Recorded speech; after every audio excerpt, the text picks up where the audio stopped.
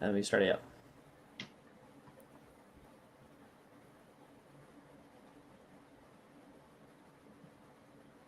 What's everyone's favorite color?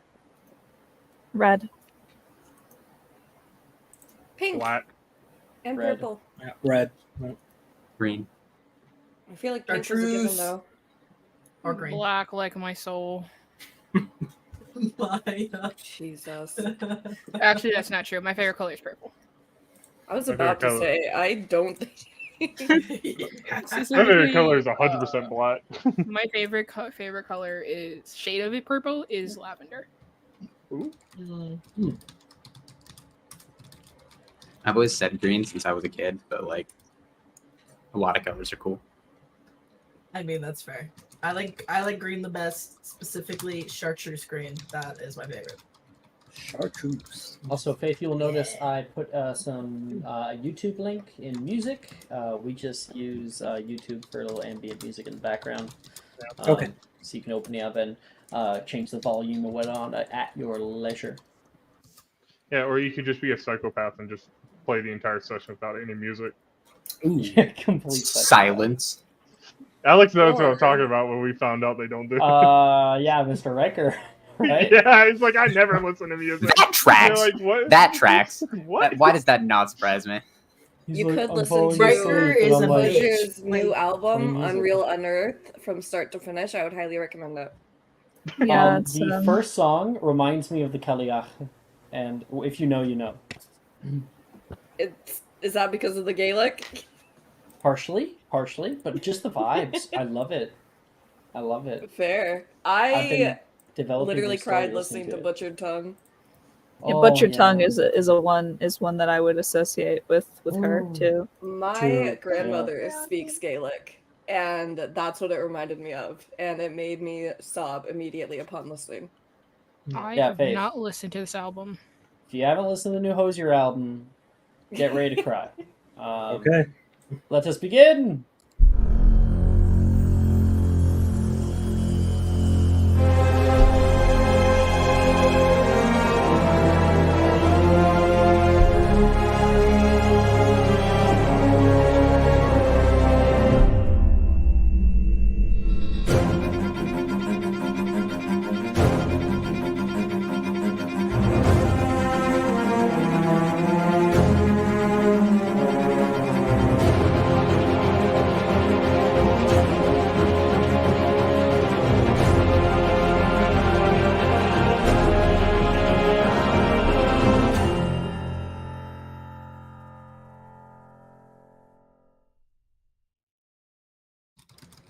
Normally I welcome everybody, but then I saw Maya's GIF in discussion. That is disgusting. Oh my god. I think Jordan might hurl. My teeth hurt looking at that. Yeah, it really does hurt my teeth looking at that. Holy That's my genuinely dream. fucking Jordan- sick, bro. Jordan, do you need a red card that? Do you need a red card that? Oh, We're pretty close. pretty close. I can't look at it. I legitimately have to delete it. I I can't have that in the corner of my eye. It's a fucking giant Oreo, Alex. saying, Get It's over all it. the It's the milk. milk.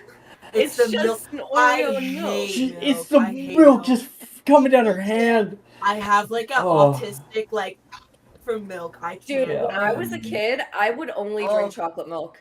Oh my god. Like, Oh my god. I religiously. die. Yeah, I like Welcome milk. everybody. I fucking love chocolate milk.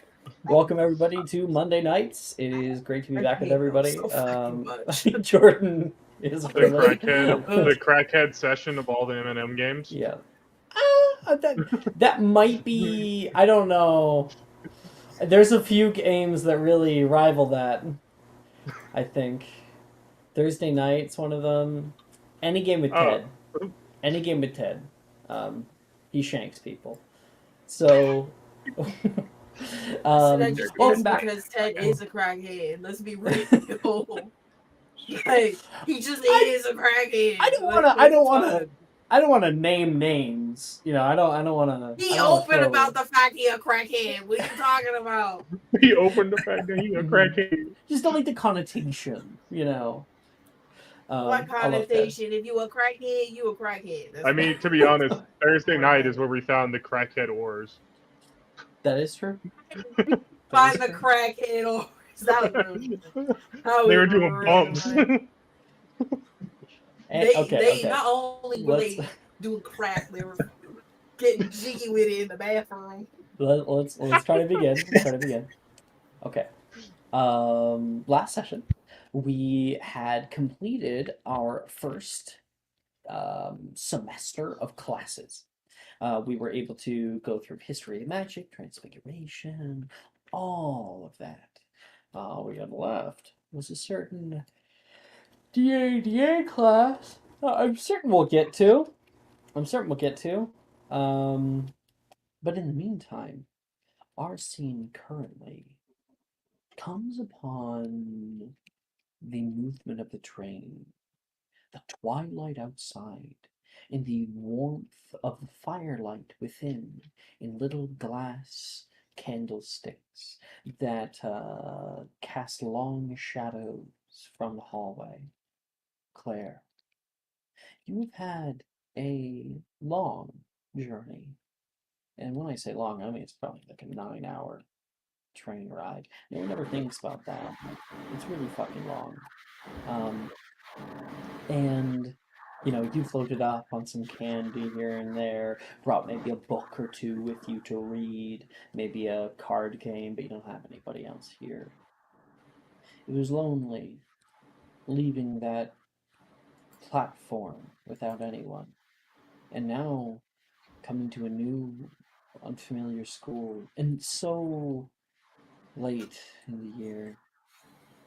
I mean, you only have a little while of classes before the semester's even over. And Halloween has come up on the horizon. It's currently October 30th, so not quite just yet. You can imagine that probably it's a big thing. Already when you were getting your stuff out from Diagon Alley, there's so many decorations and whatnot that have been put up. Jack-o'-lanterns, floating baubles, candy. And you can see the passing trees silhouetted against the night sky. It's a clear night tonight. Bright moonlight streaming down. And you can hear a little voice of an old woman. Still doing all right? It's the trolley lady from earlier. Need anything more? Chocolate frog? Maybe a licorice one. Oh, right. Chocolate frogs. Suppose I wouldn't pass up the offer on more of those. They're quite tasty. Yeah, this one's on the house, she says, and she will take one off and hand you a little pentagonal box. You've gone through if you've already bought different flavored beans and whatnot, just kind of sampling as much as you can. And you kind of thank her, and she says, well, it won't be much longer. They're very, very soon. Then they normally have somebody out there to meet you. How often have you kind of been doing this? Oh, it's a loaded question. Never ask an old woman her age.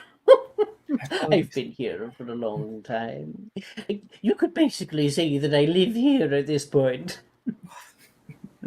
Well, it's something to do. Better than lazing around in some old house. I'd much rather be working. well, you have a splendid residence. A little bit of joy. What'd you say?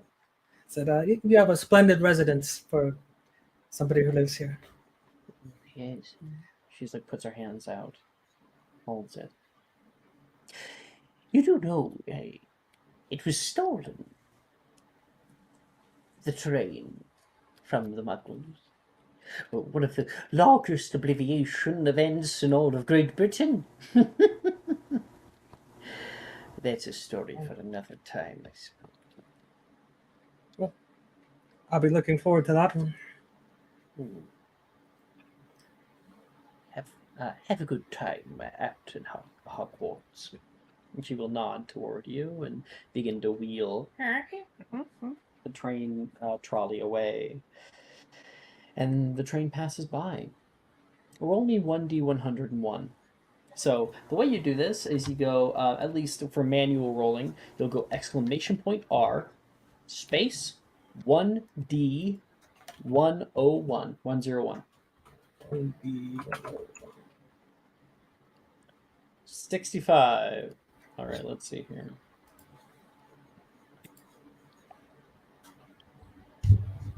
Ooh, that's pretty good. So you pull out, once you open up the box, and a little frog leaps away and attaches to the side of the wall. You're like, I'll grab you later. You pull out the little card.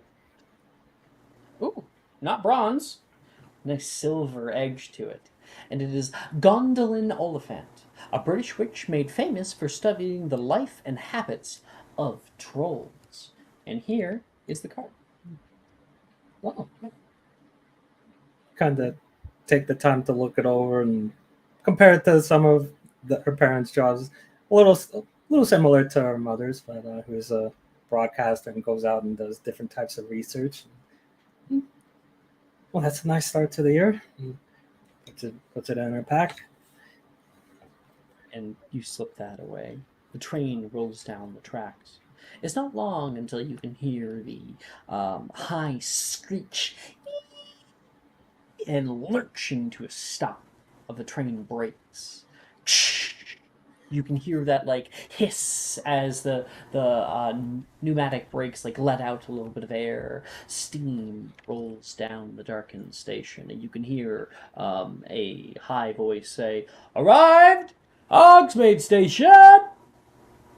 And you grab your things from the overhead compartment and head down the steps, emptying out into the cool night air. The air greets you like an old friend, and you can see the little lights peeking up from Hogsmeade Village just over the way, not too far away. And you can see a flame appear nearby. A man standing over by the steps that lead up currently has a cigarette, and in his hand is pinched like this with a flame over top of it. Puts it down. Looks over toward you guys, toward people, because there's witches and wizards just going to Hogsmeade, and getting off and whatnot. You're the only student. Takes a sort of whiff, and the burning of the ember at the tip of the cigarette kind of illuminates his face. You can see the features of a adult but younger individual. He has sort of 5 o'clock shadow a bit. His hair's tousled for late night. He has a long dark trench coat on, with like a vest interior and a kind of mismatched tie. And say, Claire Anders. He comes over. You must be Claire. I'm Professor Dilbero, Transfigurations Master. Professor, nice to meet you. If you don't mind me saying, I heard those are quite unhealthy for you. Many things aren't. I know it's probably pretty late. It's always a long train ride. I'd rather the apparition in. But I suppose you're not able to do that yet, seeing as your third year. Not quite. It's fine. This way, I have a carriage ready for us. He'll take one more, and then throw it on the ground, give you a stamp out. She can't just mumble along the way. Really, it's not good for you. He'll probably give you a side eye. Let's get art of this individual. Oop. Pictures. I saw Rojas. I was like, mother. All right. Ever since Juju said that, I'm like, yeah. Jordan's vibing. I'm happy. That's good. This is Professor. He will introduce himself. Fuck that bitch. He says. No, he's pretty. So I think he did introduce himself. So is my dad. Professor Dildero. Perhaps a funny name, but certainly not a very funny individual. This is him. And he does look a bit like Jamie, He does. which is hilarious. I didn't notice that until just now, Jamie. I feel like if you were to blow dry your hair and then like toss it to the side with like gel or something, you would get Yeah. that look perfectly. Oh yeah, It's like definitely. Let me do your hair. copy-paste. There was a summer where my hair did that like thing where it curled on its own. I can try and find a picture if you want to see it. You have to whenever you start styling it, like spray it down with water and then comb it back and then take the edge of the comb and like create the middle part and then push it towards the front. You got that down? You got that down, Jamie? Yeah, just write that down for next Definitely, down. definitely got I was that. just gonna Yep. say, he's Yeah. for sure gonna do that, bro. Yep. He's definitely gonna do that. Jordan will make sure. No.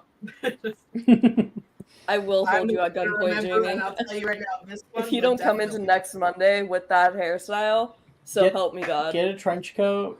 If you come You in want my employee Do a discount full for Sally's? cosplay. cosplay, I will give you an Oh, inspiration. Oh. Bro. You want my employee Okay. discount for your local Sally's? How far will I go for inspiration? You'll get 40% off, I think. You even have Dildero scruff now. Look at that.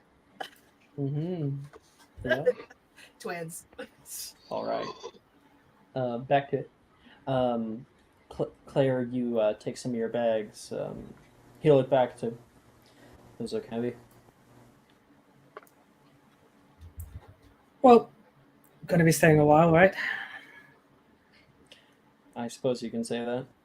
Won't be too long till we're back on that train for winter break. Come on. Here it is, right here. He gestures toward a carriage, seemingly pulled by nothing. It has it's covered carriage with a little like filigree door. He walks over and gives it an open, and will put a hand down to help you up, gentlemanlike. Of course. I'll accept the help. You get in, and then he plops himself down, closes the door, and bang back, and the entire thing lurches forward.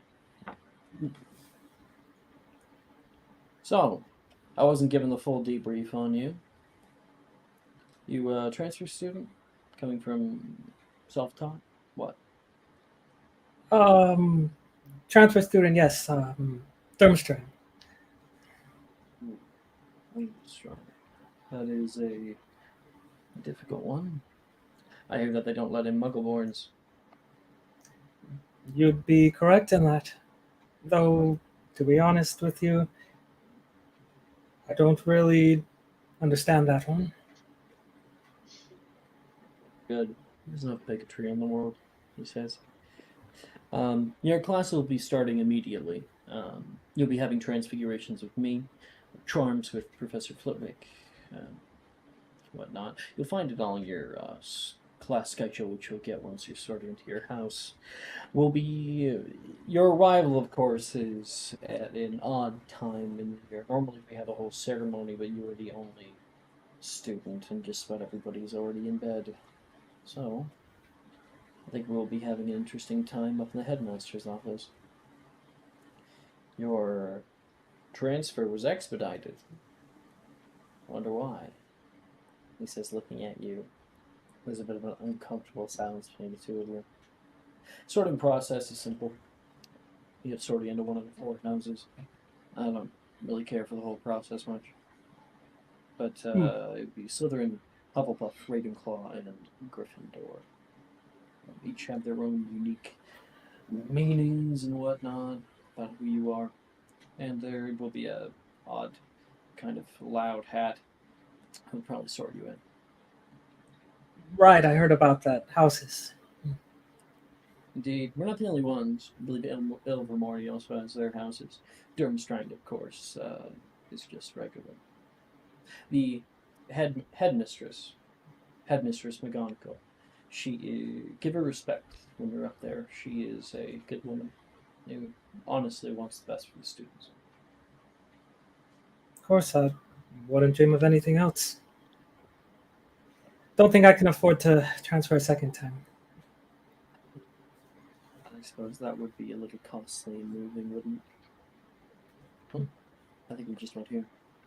And outside the window, you can see the forest passing by, and then you sort of pass a gate and the tree line, and you can see a vast open field, currently moonlit, wind moving through it in the night, and moving long strands of brass like waves. There, on the far right-hand side, currently non-illuminated, is the high towers of the Quidditch pitch.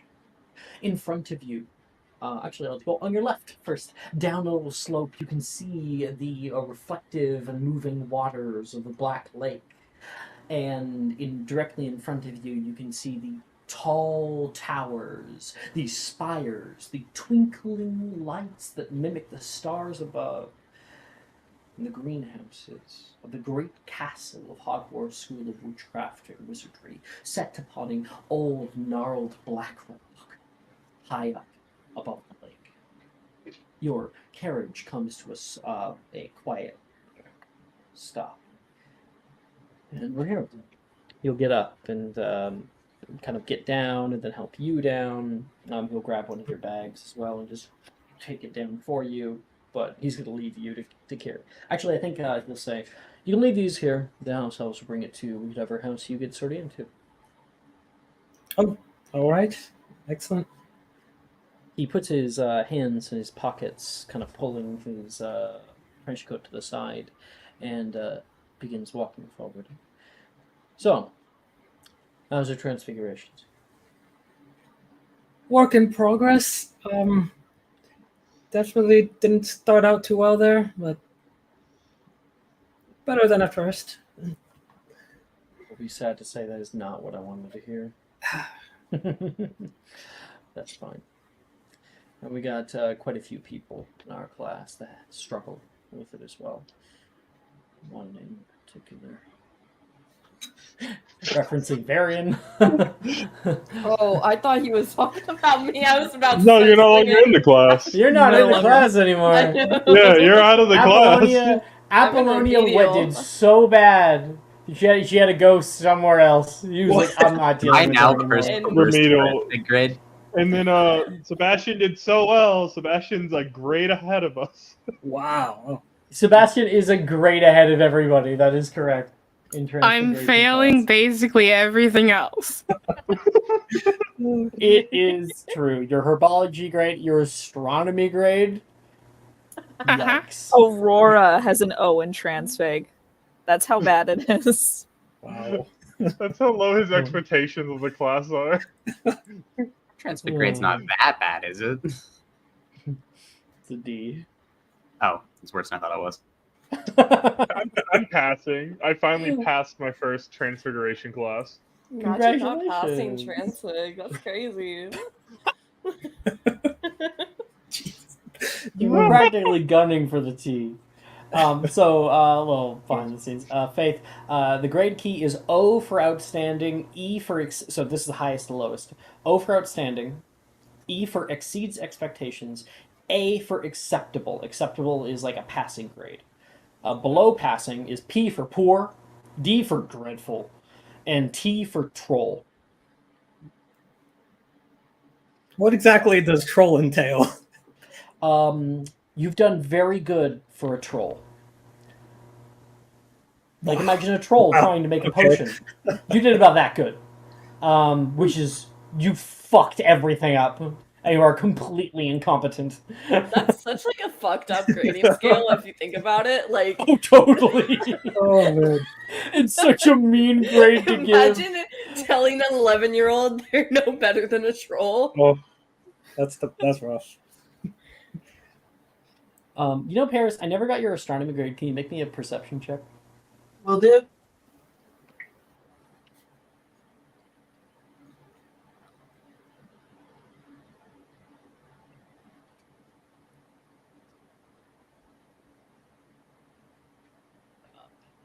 You just tell me what you get, please. Got a nat 1. Congratulations! You and Sebastian Hold on. are Do best I have- friends. I do not have an inspo. That is a T. God damn it. There you go, Faith. You seen All the right, first I'll T of the take it. game. Wow. All right. Back to it. Professor Dildero leads you through the castle, across the stone bridge, through a hallway, and up through the moving staircases. Higher and higher and higher you climb up this confusing labyrinthian display of stairs and marble. At the very, very top, there is a statue of a phoenix with its wings out. And Professor Dildero comes up toward it and says, Jubal's best blowing gum. And the entire thing begins to move upward. Professor Dildero takes a step up and he's like already rising. Well, come on. It's like an escalator. Like, okay. Well, okay. It's like step on, and the entire thing rises you higher and higher and higher until you find yourself in the tiny little lobby room with a green door right in front of you. You can hear a bit of talking happening from within. We'll have to be preparing for next year, yes. But right now, I'm a little more worried about the dragon sightings as of late. You can hear from beyond the door. Yeah, I believe the ministry put out a few dragon catchers. I don't think it'd be much of an issue. Normally, dragons stay away from main cities areas. It just doesn't sit right with me. I suppose it might be good if we put a little bit more security out by the ground. And the door knocks. Someone's here. Who is it? Guess. He says, Oh, Darius, you're coming back with the student, I hope. And the door will click and open up. Oh, no, I actually forgot them on the train. My bad. You probably go back. He walks in with Clarevine. And you can see a tall woman wearing, it's probably late, so she's probably actually wearing like a more formal pajamas. And we can see Headmistress McGonagall. Oh, you must be clear, Anders. It is very good to finally meet. Claire just steps up and does this elongated curtsy. Clearly, someone who's experienced with just putting on a show. Well, we have a gentlewoman in our midst. You can hear another voice say, and you look off to your left, and you can see there is a man. He has a very nice handlebar mustache, and very well coiffed hair, little goatee. He is quite short, and has little glasses that he has on. This is Professor Flitwick. Might I introduce the headmistress Minerva? What? Okay, the headmistress Minerva McGonagall. I was on a different tab. And I was minding my business. And McGonagall says, You'll know "Oh, that. please, we don't need all the formalities. When I received your letter of your transference, I understood that it had to be done quickly. I'm glad you're here," she says. She comes down and puts a hand down to take yours. Yeah, she'll take it and just thank you. I appreciate you taking a chance on me. Of course. I'm sorry that we don't have the whole kit and kit and caboodle. But unfortunately, we do need a place for you to sleep. Okay. Jess is currently roasting me behind a mute button. Um, so Professor Flitwick comes over, and I'm Phileas Flitwick. I'll be teaching you charms, probably, if you'll be taking my class. Which you'll definitely be taking my class. Right. Pleasure to meet you, Professor. I see you already met Darius. Yes, quite the interesting fellow, though. I got to admit a bit of some unhealthy habits. Oh dear. You didn't take it to the hog's head like the last one, did you? No, I just a cigarette. Like, he's like getting in trouble. And he looks down to warn you, Claire, with a bit of annoyance. He's like, I'm not gonna like this one. It's not too bad. Those things will kill you, you know. I haven't died yet. Fucking narc. Fucking hard.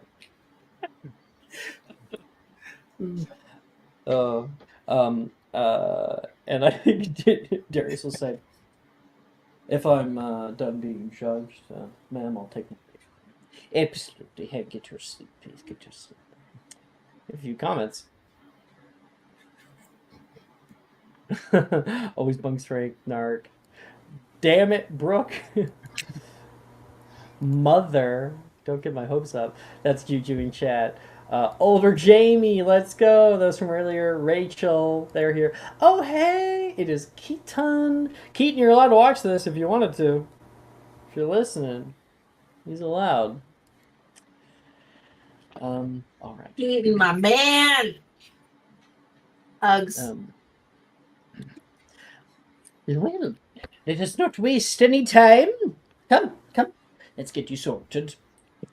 She will take you off to the right, and you can see a old brown cat that is currently sitting on like a podium, and she takes her wand and like gives it like a little tap tap.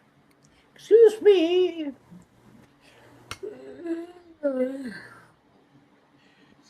What is it? We have a student that will be sorting tonight. Why didn't we just do it in the morning? We must do it right now. You serve the school up in Etam. Come on. Oh, fine. All right. Give me a second. Oh, let's get a look at them. Just a little thing, aren't they? And Claire, let's get a character description. Okay. Claire's average height, always stands with a practiced posture. She has lighter shade hair, comes down just below the shoulders. Fair complexion. Her eyes are probably the most notably striking feature, where she has one clear brown eye and then one that's more like an emerald green. And the way she probably looks demeanor wise most of the time is as if there's like a mask of calmness, but to keen-eyed observers, they could probably spot like subtle signs of tension underneath. And then she always walks with sort of like a purpose. Maybe some would say like refined or rehearsed. And yeah. All right. Thank you very much. This is the art that you sent in. I love it. And I Is clicked this it and is this looked. novel That AI? art is so fucking cute. That is so cool. You using novel AI? That's a Midjourney. This is Yeah, Midjourney. it looks like Oh yeah, that's Midjourney. right. Yeah, you can tell it to do different styles of Oh. art styles, and it'll actually do it if you put it in the prompt. Niji, yeah. Like they get smaller and smaller every year. You can hear one say, "Will you just do your job, please?" Hi, Hadley. What's going on? What's going on?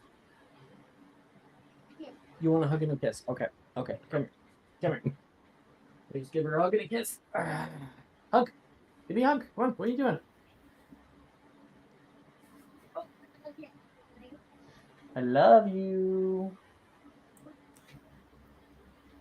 A kiss. Say, have fun, stream. Bye, stream. Thank you.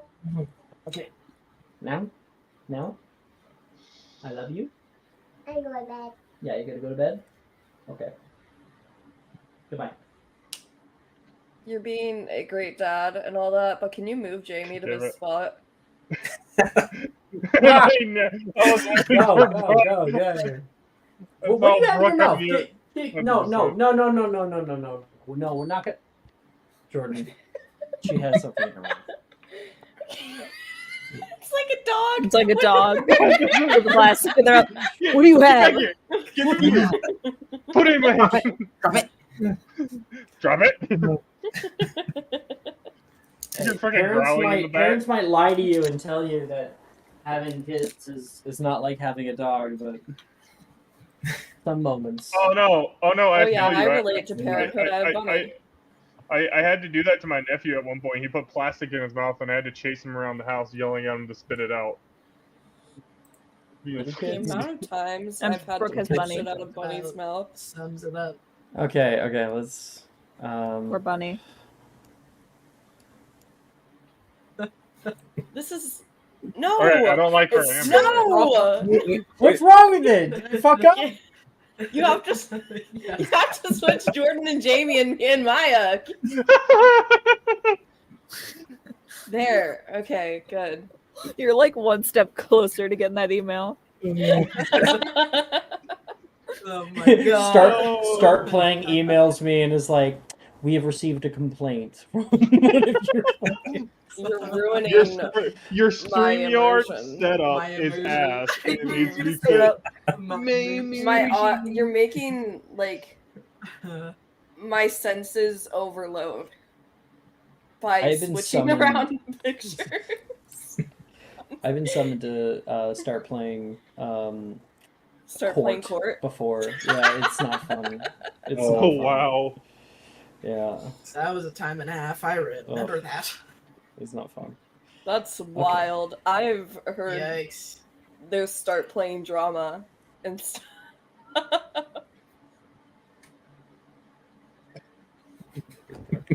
Okay, grab the hat. Like that. You'll just tingle a little bit. No hurt. Feel free. Take a seat. Take a seat. Professor Flitwick gestures to a stool nearby. Yeah, she'll kind of like has this momentary trepidation, anxiety, but steps up after a moment and has a seat. The hat's placed down on your head, and you can feel a weird tingly sensation go down to brim your spine, and then the hat is now viewing all your memories. Oh, well. Quite the story already. Oh, well, I can't give as much of a performance as I normally do, but it's fine. I think I do exactly where you belong. Well, I certainly wouldn't place you in any other house. I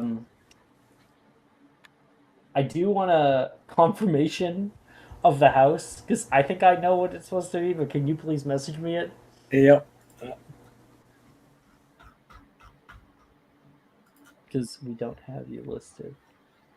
You can message me and like, hit me or something. You can just message me like the first letter even.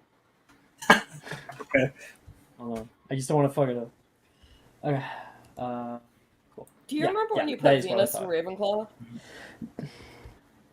It's a Remember constant. that. Like, I am traumatized by my own fuck up You there. are. You What happened? are. It's so funny. In Saturday morning, the original Saturday morning game, I played a character named Venus who was the most Slytherin to ever Slytherin ever. And we got to the sorting ceremony. Mind you, I dumped her intelligence and wisdom. So she was not smart. She was like my little pink bimbo character. And we Uh-huh. got to the sorting ceremony, and I wasn't there. I had to watch like via stream because I had to work. And he goes, Ravenclaw. The Literally one and only everyone time I was have like- ever fucked up. It was so funny because everyone was like, huh? Everyone was What do you mean? confused. Yeah, everyone Yeah, was like, Juju what? was there. So funny. I just think it's funnier with me. Alex always puts my characters in random houses. Like Eclipse keeps getting thrown into Hufflepuff or Gryffindor on Friday nights. He'd be thrown at random tables. Do we need to revisit keeps being Neve put in Ravenclaw? Slytherin. Neve Neve Ravenclaw. Ravenclaw. I have to make my last name Ravenclaw on Wednesday nights because he keeps putting her in Slytherin. Because she's a Caro. Because he I keeps think- stereotyping Caros for some reason.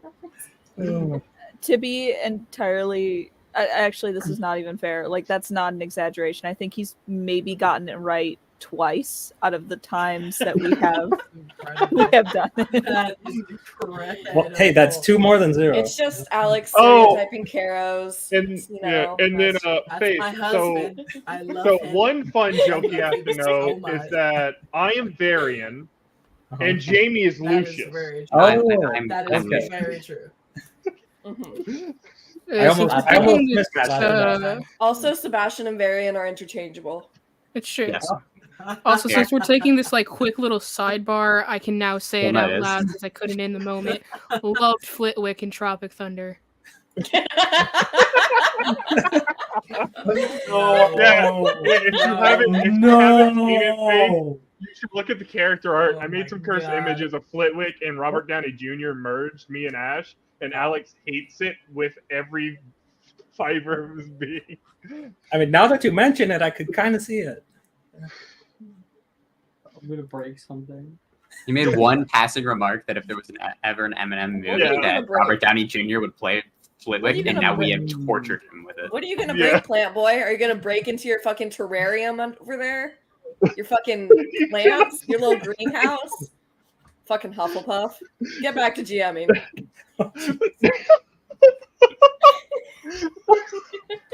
Yeah, as you can tell, we get very off track. I very have easily. told you on many an occasion that I will not stop Brooke from roasting the shit out of you. Save me. It does not. Jess. It does not start now. Just break up with him.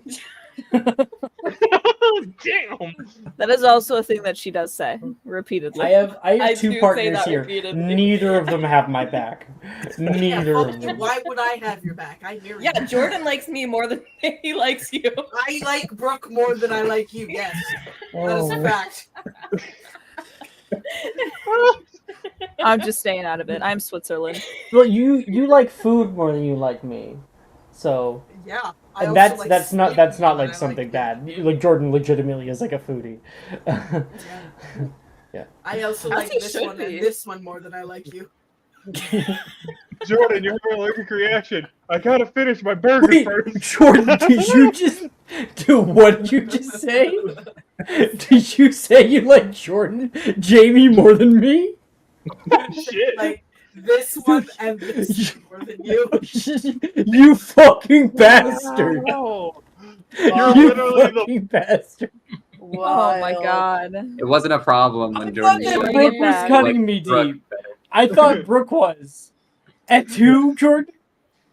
Oh. Stabbed You in need the to add back. an A at the end of it to conjugate it properly. This is It'd not be at 2 polyamory for positive. Oh. How are you doing Oh. today, bro? A. I'm doing really good, Maya. How are you? That's good. That's good. I don't know what's happening in like I'm really the corner hydrated. above us, but Yeah, I don't know what's going on with them right now. You know, they're on like.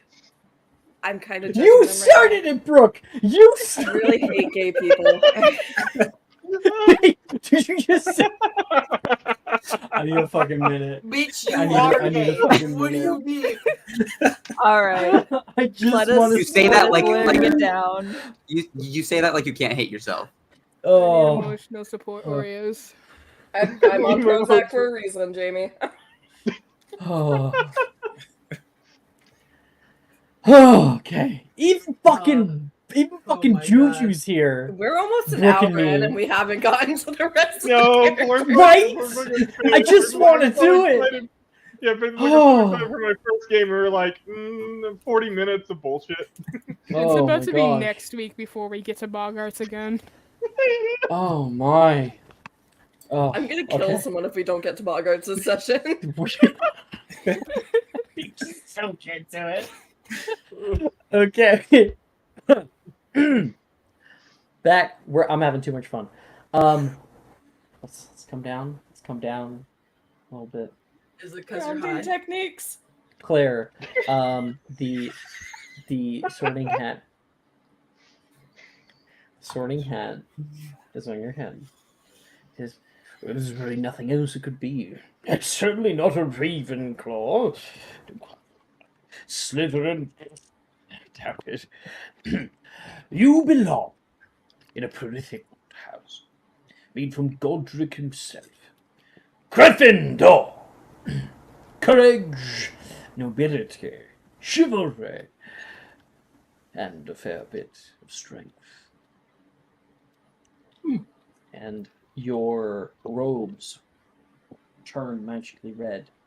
Oh, wonderful, wonderful. Why don't we, have you, why don't we call up one of the students to come get them? And Flipwick will like nod. Wait a moment. It takes a few minutes, but Miss Aurora, right? You're Gryffindor. I'm not fucking that up. Wonderful. She's Wow, you can't even get her house right? That's crazy. She's Hufflepuff. Just gonna... They're gaslighting me. They're gaslighting me. Mm-hmm. Jordan's losing it right now.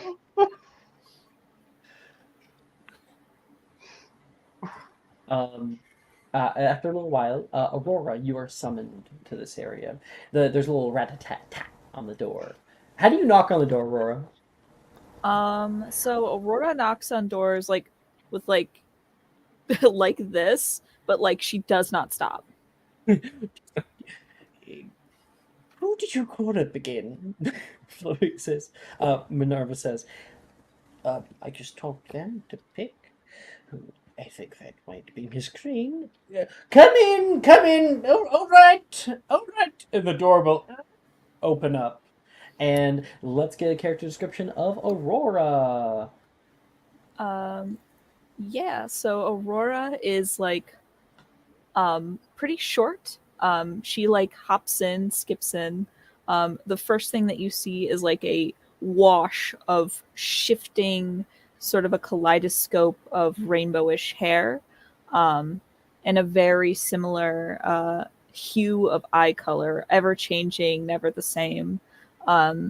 She has like sort of these round cheeks, some freckles that don't really stay in the right position. She is also not really wearing the school standard uniform. Like she has like You're being tights in on. pajamas. Oh, really? Yeah. Okay. Her pajamas are obnoxious. She has two different colored socks on, like of two different types. I think one of them will be like a fluffy sock and the other one has just a panda on it. There is a separate top from one set of pajamas and then a whole different set of pants. And she has a little sleeping mask, like affixed to her head. And on her shoulder, kind of nestled, like against her, is a pygmy puff. Miss Crane, I wanted to introduce you to our new student, Miss Claire Anders, coming in from Durmstrang. Say hello, Claire. Claire has this look for like a solid 5 to 10 seconds, just kind of processing. It's like, wow, you're very colorful.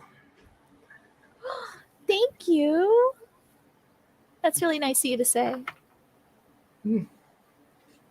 You're gonna have a lot more fun here than you ever did at Durmstrang.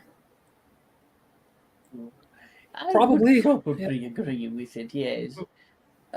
Miss Crane, you will be looking after Miss Anders while she gets acclimated. I would like you to show her around the grounds and perhaps get her acquainted with the rest of them. Really? You think I'm responsible? You were the one that was picked, so. I'm so excited. Apollonia's gonna be so proud of me.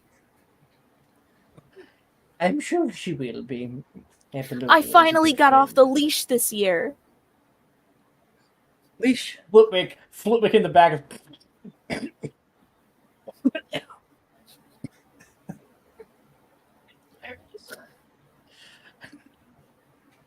He's like, oh, I love Aurora. It's true. She got a certificate and everything. Good luck. Minerva says, like, get the fuck out of my office. Claire just gives one last look to Wagaga, like, am I going to be safe before? Okay, so I do know my way back. Thankfully, I have memorized the route. It took a while, though. 3 years, actually. So my name is Aurora. Right. We're walking, like, down the... We're walking, talking. I go by Claire.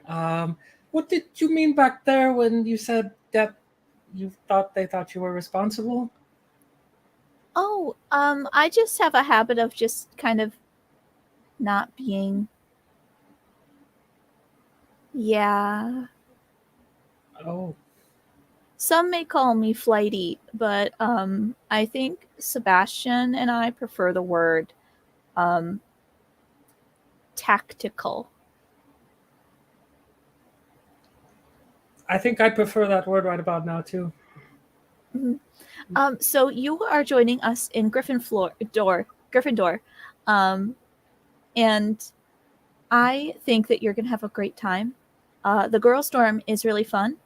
The boys can be a little annoying, but that's fine. We do have like a community laundry pile. So if you are really worried about like not having your clothes at the end of it, I would just write your name in there, so the house elves know who to give it back to. Oh, okay. I will keep that in mind. You said it took you 3 years, and what year are you in? 3rd year. Oh, okay. Well, congratulations. Thank you.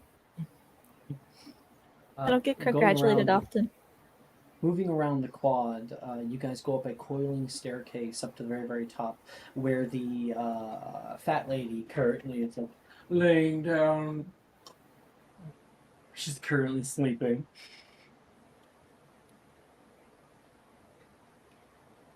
Who? Wow. The fat lady. Oh, yeah. Excuse me.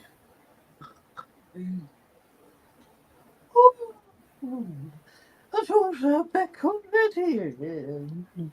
Yeah. And with friends. Oh, how wonderful. How wonderful. The password. Oh, The dear, password. I forget it again. Hold on. And she's gonna find a notebook in her side pouch, in like her side pocket, and she's gonna flip through it. Okay, no.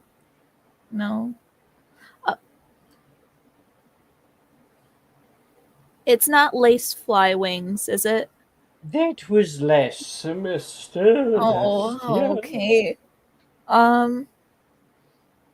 Pumpkin pasties. Oh. And the door will click open. Whoa, fuck. Yes. Did you knock water on the ground again? Nothing happened. Nothing happened. Don't worry about it. He knocked water on the ground again. Everyone laugh at the clumsy bitch. Point and left. I'm putting Brooke in the shadow realm. What the fuck? Damn. There. What? You're What the Sorry fuck? for- Shadow realm. while you're cleaning that up, Enjoying I'll be right back. being mean. I didn't knock water over. I didn't even do that. Yeah, that's the first person put in the shadow realm in like weeks. Yes. Wait, who got sent to the shadow realm? Brooke. Brooke did because Brooke's bullying Alex. Because I'm Yeah. being too mean. Oh, I'm an angel. I've never been in. Never will be. oh, you've never been in there? No, I am an angel. No, But Liz Maya got is sent a there child once? of What the hell? God. Liz got in there twice. Yeah. Maya is remember a the child of full- God, Anyway. first of all. It's I true. remember a full week where me and Jamie both. I have got been in both anointed Monday by and the one Friday on night. high. Mhm. By me. Yeah. We follow Claire. She enters into the common room. It is a iconic red common room with tall tapestries, a warm hearth, and red upholstered couches. Up the steps, we enter into the girls' dormitory, and you can see most, if not all, of your classmates are currently asleep. Aurora invites you in. You can find a new bed that has been put in here with like its own trunk and stuff, and you can start to get some rest. The day comes. Boom! Boom! And we will just say, we will Sorry. say I'm back. you stay in or something so that we can just jump right to it. You can meet your classmates later. We've had plenty of time. So Oh, okay. we enter into the Great Hall later on. You kind of walk in, yawn, and see beautiful cafeteria with high ceilings enchanted for the daylight sky above, and so many people talking from place to place. Aurora is with you. Wow, this place is something.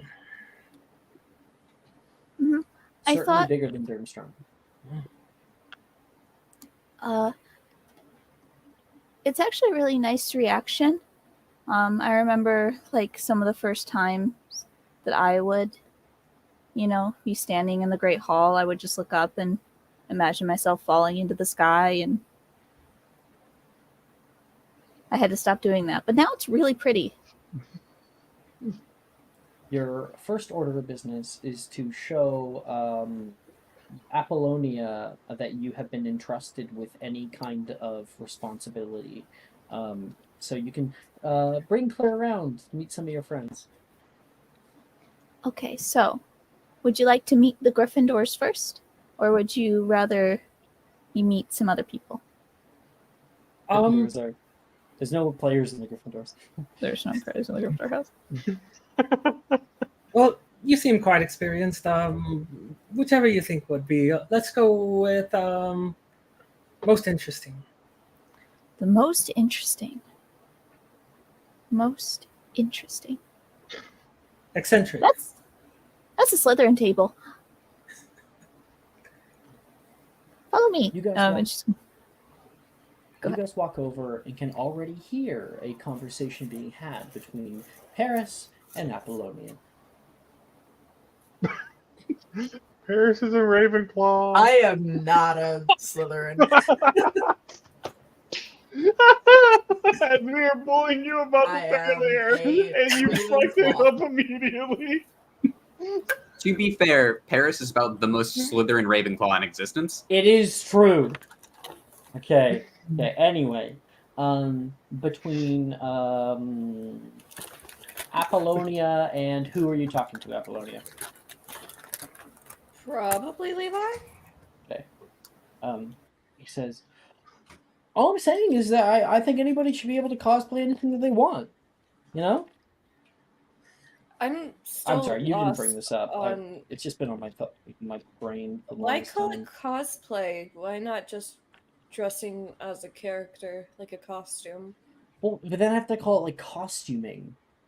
Like Yes. what word would I use as an action? Like Halloweening? That doesn't sound right. Costuming. No, Masquerading. because you're playing around. It's cosplay. And that's when Aurora shows up. Aurora. Let's let's get a character description of Apollonia, and I will quickly show Levi. This is the boy that Apollonia was talking to. Apollonia has very, very pale skin. Like, it's almost worrying. You can see a lot of her veins. And it's very heavily contrasted by these dark circles under her eyes, as well as jet black hair, which have been cut bangs, because every mentally ill girly deserves bangs. She has piercing green eyes that are kind of eerie in a pretty way. She's very short, kind of scrawny looking. Trying to think of literally anything else. I'm so sorry. I think that's it. Yeah, perfect. Yeah. Is what you see when the two of you guys walk up. Aurora gives you like a big wave, and behind her is some new student wearing red robes. We You're can't hear you, muted. Jesse. Oh, damn. Apollonia, Hello. You have a new friend. guess what? What? I was called into the headmistress's office last night. Not anything bad, Yeah. right? You were in your dorm last night? How many points did they lose? Levi says. They didn't lose any points. I actually made it to my dorm on time last night. And I wasn't wandering around the castle for 6 hours. Did they Levi looks catch... toward you, Apollonia, like, what the fuck happened then? Did they learn about the frog spawn soap? Or was it the pygmy puffs that they figured out? The I breeding only had program? one pygmy puff with me. Oh, I heard about that. It was like a whole breeding ring. Was that you? We don't have to talk about that. Anyway, No. I want to introduce you to someone because I was entrusted with a responsibility. Were you? I mean, This- congratulations. Is our new friend, straight from Dirtstrung. Her name is Claire Anders. Do you mean Germstring? Germ, I think it's an M. Honey. I And think that's it's an Levi said calling you M honey. It's all right. as well as an A. Right. And Claire will just give like the slightest bow, but maintaining eye contact, and then it's like, right. Pleasure to meet you, Claire. Actually, Aurora here was quite the guide, and I appreciated it. That's good. I'm Apollonia Caro. Levi. And I think I err on the side of not coming up with new names for things when you don't need it. Exactly. Call it costuming. Aurora, honey, who's the new one? You can hear. I am getting you. You are connected to her, right? Mhm. I'm not fucking up. They're Thank dating. you. Yeah, basically. This girl comes over. Who's the new person? I was entrusted with a responsibility. Oh. I think it's We like a buddy haven't Cool had program. smile fourth year comes yet. down. You need to use the baby one. Sorry. Apollonia will kind of lean over to Gemma. I think it's like a buddy program for exchange students. Gemma. This is little Gemma. Much better. So this is our new friend, Claire Anders. She comes from Durmstrang.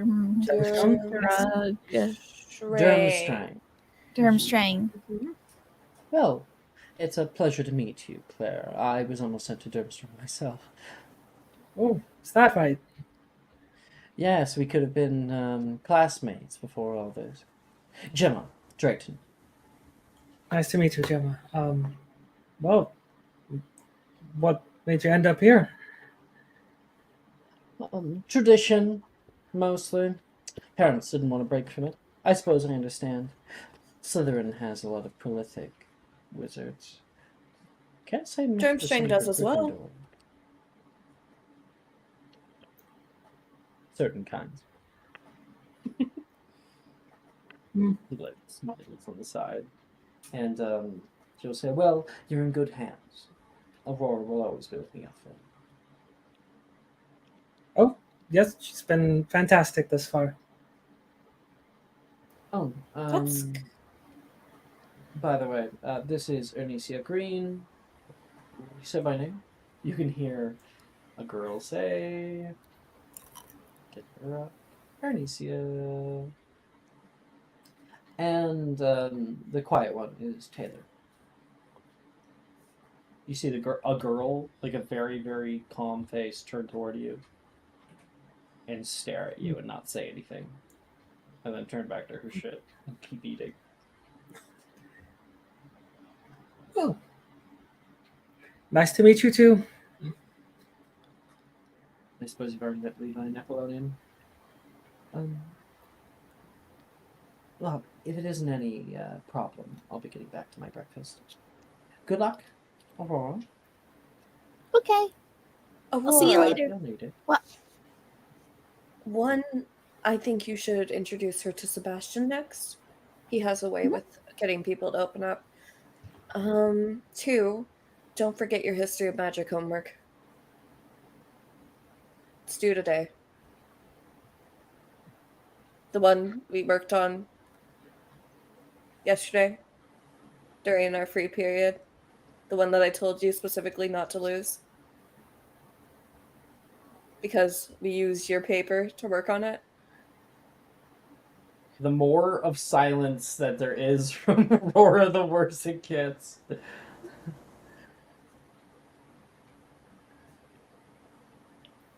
You're so lucky I make copies. Thank you, Apollonia. Wait, that's due today, Levi says? Yes, it's about Gwendolyn the Weird. Oh, okay. I'm just, I'm gonna eat, It's comparing and breakfast in the common contrasting room. her different burnings. Okay. He's gonna grab his shit and run. Have fun. Enjoy not being on a leash. I will. All right, onto the Hufflepuff table. And she moves literally 2 feet over to the next table. What you can hear is loud and rocket. Pass over here! Pass over here! Whoa! Like people are yelling out. Morgan is currently carrying a personified watermelon with eyes and like little legs. It's going, and he's going to throw it over towards somebody else, and you can see like Juniper grabs it. We shouldn't be so mean to him. And then she's like, he's kind of cute. She looks down at him. He opens up his mouth and spits a watermelon seed in her eye. No. Everyone's like trying to get her to stop from just smashing this fucking thing. To show you the art for the certain people that I had here, that I mentioned. First, we had Morgan, who is standing up on the bench. He is like only like a foot. No, he's like really tiny. He is a part goblin boy. And that's Morgan. And then He's 2.5 apples high like a smurf. and then Juniper is the one that was like, "Oh, we should be nice," and then like was ready to just smash this fucking thing. And she does.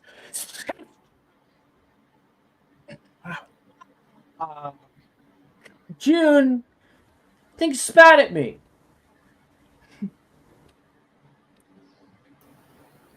So this is the Hufflepuff table.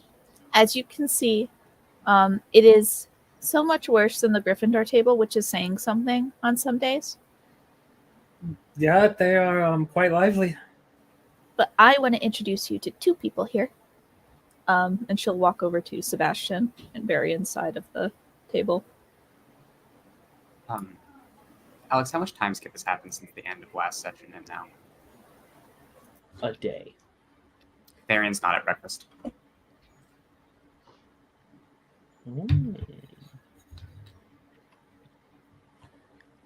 Awkward. Would we know where he is, or would anybody know? They would have noticed that he didn't get up for the day. Who notified Secret? Now you're sweating because you know Cicrid. Whenever Cicrid does damage, it's critical. Oh, Juju, I did, and I'm proud.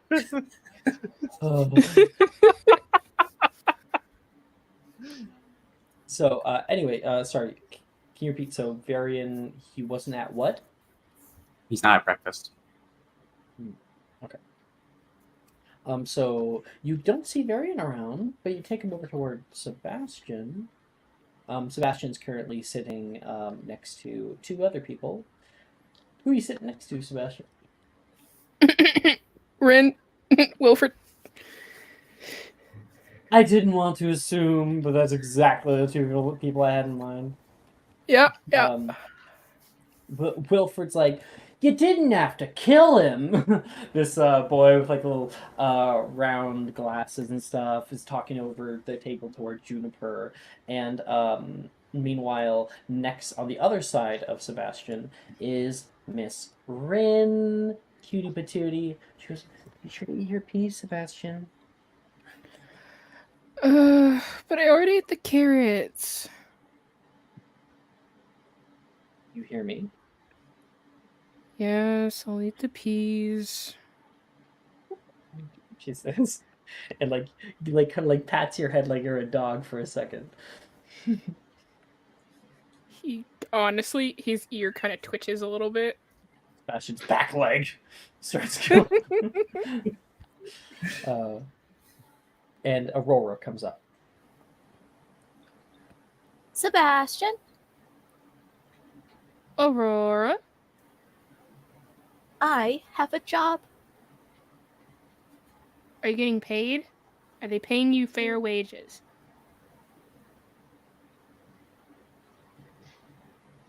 I am an indentured servant.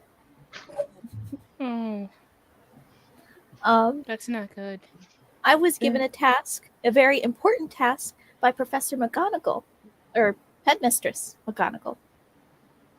Oh, hey! Are you doing the community service thing too instead of going to detention? Because I heard Wilfred got in on that. What? No, they won't let me do that after I accidentally dented a trophy. Filch is not sure how I did that to this day. Wait, they'll take you off of trophy polishing if you dent one? Yeah. Plans. Wilfred, write that down. Wilfred. Write that down. Write down. Aurora, I think you're writing it on his arm. But So, this is our new friend from a place that starts with a D. Denmark. Claire Anders. I don't know. Denver. Doesn't like that. Detroit. Durmstrang. Oh, Durmstrang, Rin says.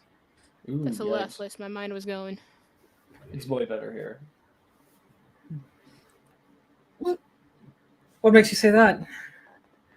Isn't it super cold there? And they only have 3 floors. That's true.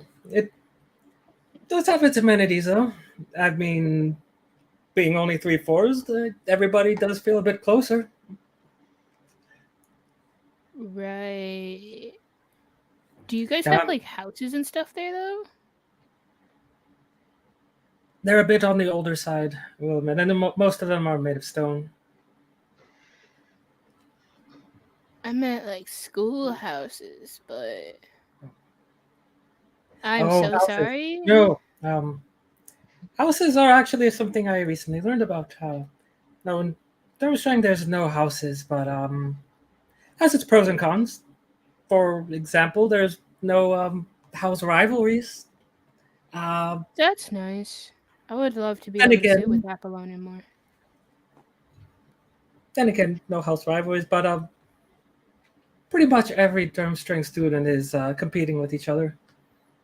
I don't think we really have house rivalries. You know, it's just like it's like a thing the old people used to do. Rin says, "We're all pretty nice here. Everyone's like friends. We all like walk around and stuff." Yeah.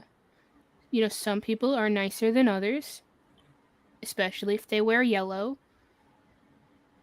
But Okay, Hufflepuff is the best house, but don't tell anybody that. You didn't hear that from me. you didn't hear it from us. Right. And Aurora, you didn't hear it either. Hear what? Exactly. That I said that. She's like going to recount no, it to you. No, Rin, no. Oh, Yeah. Uh-huh. it's nice to meet you, Claire. We're always happy to have new students. Thank you. I appreciate it. Yeah, still just trying to get my bearings around. Uh, you all seem like a Well, lively bunch, I can especially those introduce two you to down there. everybody here. Oh, they're crazy, actually. Wait, Do well, you we wanna got a know new who's- student? You can hear Morgan yell over. I don't remember any sorting going on. Oh, yeah. When did you get sorted? Oh, I kind of got fast forward through that last night. Yeah, expedited. Morgan's gonna like, whoa. Hello! Morgan Cook, at your service. Little Morgan puts his hand up. Again. Oh, Pull a puff.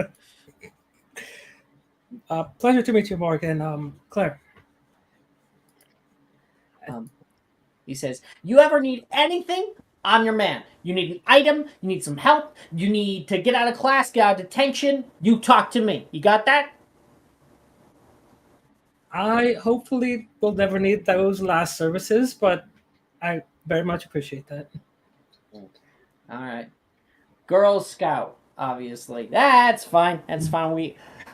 We still like the nice people who follow the rules. And Wilford will laugh with Morgan a little bit. Well, looks like you already have a welcoming committee. It's too bad. I like that job. How did you get the gig? I was given a responsibility. They're in the same house, Morgan. Suppose anything's possible now. I want to be the official welcoming committee. You know, how else am I supposed to network with people if I can't talk? I Have you think considered submitting application? I think the headmistress didn't want you on it because the last time's firework debacle. One time, and that's allegedly. Okay, it was never proven. We all saw it. Like, we all have windows. I think maybe the Slytherins were the only ones that didn't see it. Do I want to know? Best not. Best not. It was nice meeting you, Morgan Cook. Claire. Claire. Okay, Claire. I'll remember that. Goblin never forgets. And speaking of following the rules, or something close to it, I can show you over to Ravenclaw. And Delilah will say, "Yeah, it says the girl who never follows dress code." And that's Delilah yelling over. There are a few other Hufflepuffs that we did not meet in that encounter. This is Delilah yelling back toward you. And then we got Macy. She was busy eating the whole time. There is Nolan, who's pretty quiet. Yeah. And that's all. I think on the way to the Ravenclaw table, Claire just kind of leans over to Aurora's I get the feeling that house is not very reputable as far as following the rules go. Well, Hufflepuffs, I guess on the scale of rule breakers, Hufflepuffs are probably the most likely to do it. but only on a technicality. I think Gryffindors and Slytherins have a both have like a certain disregard for the rules. Maybe Slytherin's a little less because they do tend to be kiss asses, and Ravenclaws tend to be a little bit more.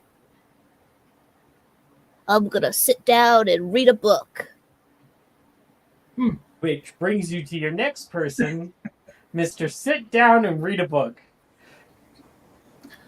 Lucius. I feel personally attacked. He will look up from the book he's reading. What are you reading today, Jason? He is reading a book on alchemy. Alchemists and You. He goes, "Oh, hi, Aurora. New friend?" New person in Hogwarts. This is Claire Anders.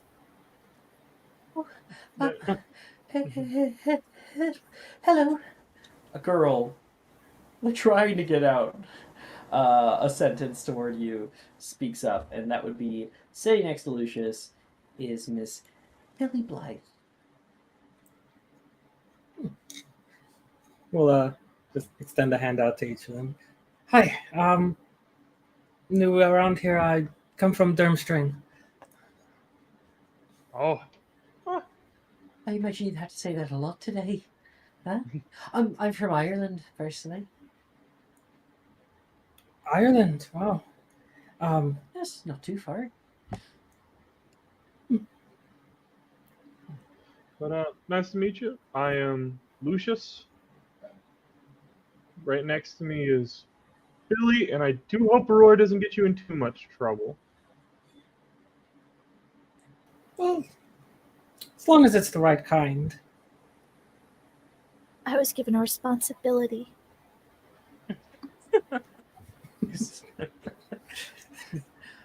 Drusilla says, has hell frozen over? Drusilla will say, looking over toward Aurora, hearing her speak. And this is Drusilla. It can do that. It's it's just a saying, Aurora. Oh, And okay. hypothetically, anybody knows if hell is actually endothermic or exothermic. You can hear Janice say. Fucking nerd. Janice, I think you're going to confuse Aurora a little bit more. Oh, right. I don't even know how to dumb down that sentence. What words would I even use? Janice just can't even handle it. So that's Janice. Not our social butterfly. No, very. Hufflepuff. If you want to ask a social butterfly in Ravenclaw, I would go with Saoirse, honestly. Oh, seriously? That's very nice of you to say. I feel like my talents go overlooked a little bit. Hello. Over here. Saoirse. See. Saoirse. Blonde hair. She says, from Ireland as well, if you can't already tell. But, welcome. Already put in a Gryffindor. Probably die a great heroic death. She says with a little bit of joking demeanor. Well, there could be worse deaths. Nice to meet you. Personally, I'd rather die curled up with a book in some recliner in my living room. You already have your death planned out? You can hear Brett say, which I will show Brett really. Actually, I don't think Reese said that. Reese said that. Oh, I'd say it's something I think about every now and again, I suppose. Right. Reese is like, no. I'm Saoirse O'Sullivan. Nice to meet you. Reese. How many people from Ireland are around here? Oh, there's me. Billy is, and I think Juniper is also Gaelic, and Billy will nod. Hmm. The red-haired Who's gonna one do over there with the large braid. Got He points Okay. over you. Hufflepuff, the one who smashed the that one I could definitely see it. watermelon. Yeah, Lucia's gonna be like, my family just originates from America, so nothing Oh. special here. Well, Nothing special. Americans all the way across the pond. you're a bit of a transfer yourself. Yeah, moved here fairly young with my parents, or took them to over here. No, Lucius, you never talk about your history. Where in America are you from? Yes, actually, I am quite interested in learning about that. Our secondary social butterfly, Miss Parkinson. John. Now I that we've don't. shown both of you, can we just pause really quick and get a character description from first Lucius, then Paris? All right, so Lucius is a above average height guy. He has pure white hair, blue eyes. Well, really only one blue eye because his right eye has a scar down it, and he currently has it just completely closed. And his hair is kind of covering it, but not as much. And his entire robe is blue, like not just a thing. He just turned all of his robe blue. Olivaria. And then he does have a scarf around his neck always, a white scarf. Wonderful, thank you very much. Paris. Paris is very strikingly beautiful.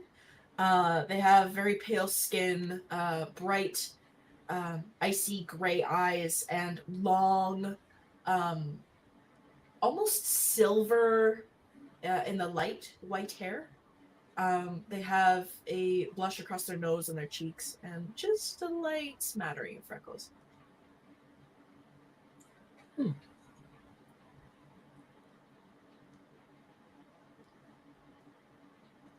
There's a lot of blue around here. Well, it is Ravenclaw, sweetheart.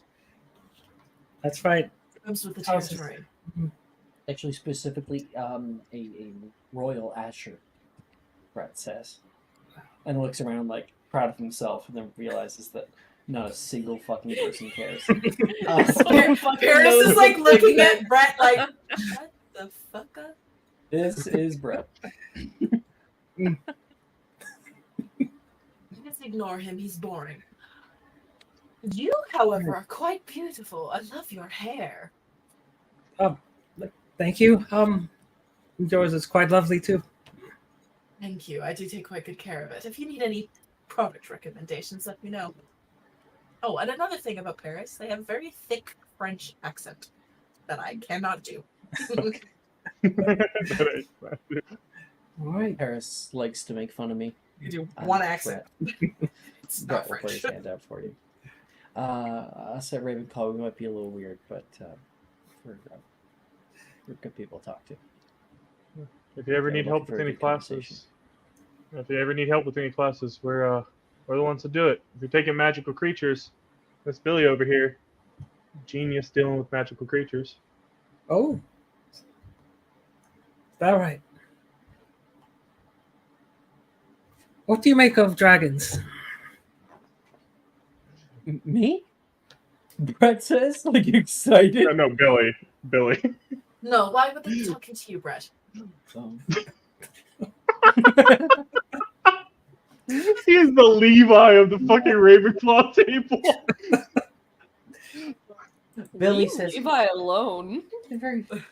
I've never actually seen a dragon personally. If you did want to know more about dragons, I would actually direct you over to Mr. Jane. Seriously. I saw a dragon. Of course. Really, you've seen a dragon? I call bullshit. I saw it in divinations class. It was actually I quite a do believe detailed that. tree. It was a long vision about a Hybridian black dragon and a bunch of mean men, who were attacking it and like chaining it down. When did you have this dream? Terrible. back Billy in the says. first divination class that we had. You'll have to tell me more about your dreams. Okay. Why would somebody be wanting to kill it? And Brett speaks up. Well, actually, dragon poachers are very common nowadays. They're, of course, a restricted species. If you find one, you're supposed to bring it to within your sanctuary or contact the ministry. But their parts do sell for quite a lot on the black market. They were tall, Parts. broad. They all looked mean, and one of them put an egg in his bag. Oh, that There were was 3 of them, very detailed. I think. Thank you, Aurora. Jana says. And it's fascinating that you actually said something of value. Was it? Roy, you did really Okay. well. And like, Lucius is actually gonna pull into his robe and pull out a piece of candy and throw it to Aurora. She'll catch it. What is this one? Oh, it's one of those imp peppers I got from the train. I think Oh, Apollonia says I shouldn't have these. I'm not entirely sure it's because she wants them, or if I just shouldn't have them. Do you enjoy having them? I actually haven't tried it. Why You not should try have it? about 5 of them and then go sit with her at If the you're going to Slytherin try table. it, go over to the Gryffindor table. No, the Slytherin table would be much more interesting. She should sit right beside Apollonia and see how she reacts to it. Oh, I have yet to. I have a responsibility, so I need to show Claire to our house's table. All right. Nice to meet you, Claire. Nice to You meet see- you, Lucius. See you later. Paris. Yeah, whatever. See you in classes. Keep your eye on Bye, Aurora, please. beautiful. It was lovely Of to course. meet you. Okay. And down the way, Aurora brings you over to the Gryffindor table. Crane, I saved you some food. How are you this morning? You can hear Sam yell over toward you. Hi, Sam. Probably snogging your girlfriend. You can hear Sally say, her twin. These two, well, triplet, but these two look very, very similar. These two right here. This is Sally and Sam Peel. Their actual names are Salula and Sarmith. Okay. Probably snogging your girlfriend. Ah, shut up! Sam will give like a little smack. Oh no, I wasn't doing that this time. I was actually showing our newest member of Gryffindor around. The moment you say this time, Logan will cough up a bit of his food. Logan is the third of the triplets. He does not look like his sisters. Right. Wow. Greetings. You two look very alike. Hey, red robes. Aurora, is she in our house? Mm-hmm. Sadie speaks up. Another one for the lion's den. I'm sorry. What? Matt? I thought I was going crazy. I counted an extra bed this morning. Hi. I can't believe I didn't even notice you. I'm Sadie Mill. Claire Anders. Welcome to Gryffindor. I guess our common room's getting a little bit busy. Well, more the merrier, right? I suppose. And Darcy says, "It's not, but you're welcome to stay." Darcy will say. Looks like Darcy got a little bit less rest last night. She has bright white hair, a soft blue eyes, very, very pale skin. And she says, I mean, at this point, it's getting so crowded. And the Peels stay up for so long. It's only till like 3 a.m. What's the problem with that? I want to sleep, Darcy says. I think I can get on board with that. 3 a.m. maybe pushing it a little too much. Party animal, Sally says happily. Please do not get them riled up. Sadie asks. And Nate will kind of push through it all. Looks like you met just about everybody else. I'm Nate. This is my friend Logan. Nate Matthews. Pleasure. All in all, Gryffindor, it's a pretty comfortable house to hang out in. We don't really do much about the drama. The most drama probably comes from Sally. Hey! That's true, Sam says. It still hurts.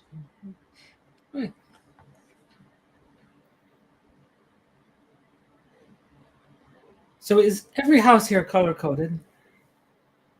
I suppose so.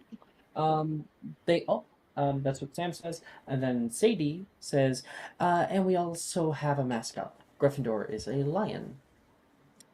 Why a lion and not a griffin? Logan says, thinking out loud. And she will respond and say, you honestly don't know the history of the school mascot. Not a single one. I mean, Ravenclaws isn't a raven. It's not a raven? It's a bird, though. It's an eagle. That makes no sense, Logan says. Maybe if you read a book, every now and again. What's a huffle? A Hufflepuff is the name of the founder. They're all named after the four founders of Hogwarts. Salazar Slytherin, Helga Hufflepuff, Rowena Ravenclaw, and Godric Gryffindor. They didn't go over this with you? Over what?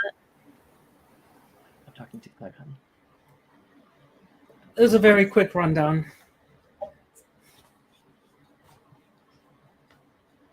Do you have any suggestions on where I can get a bit more caught up on? Well, I should probably know more about my own house. I suppose Sadie could probably bore your ear off, or you can bore yourself out in the library, or you can just not care about it like the rest of us. Sadie is super smart. So if you want to go to anyone in Gryffindor, I recommend her. No, Sadie kind of feels uncomfortable with that, and Nate will say, "No, you definitely are." Thank you. Well, if you wouldn't mind, Sadie, perhaps we can do some of that. I am of the belief that it's quite important to understand where one's beginnings stem from. She smile. I think we're going to get along great.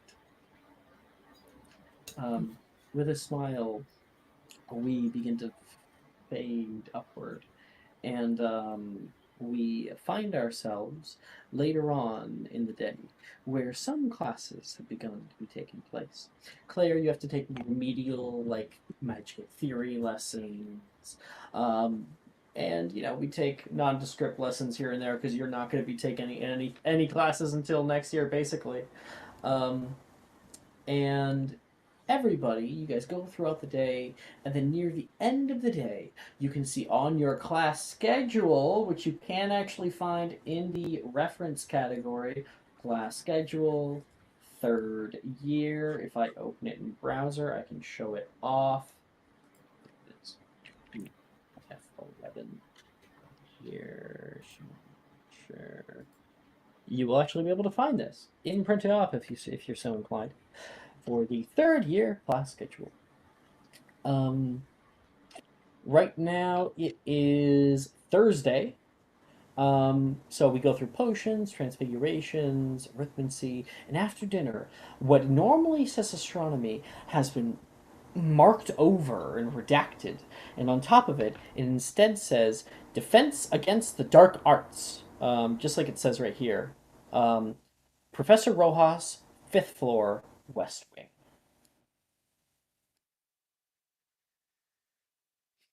We find ourselves higher up in the Oxford building. We can probably go over the castle some other time.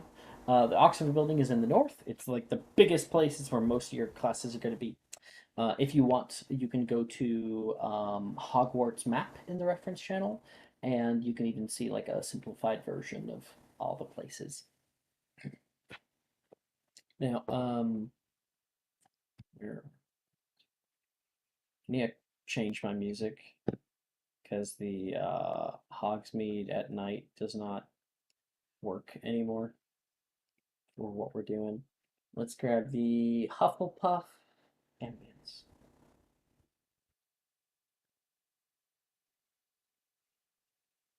There we go. All right. You guys move your way up the steps, and Claire, you exit out into a large room.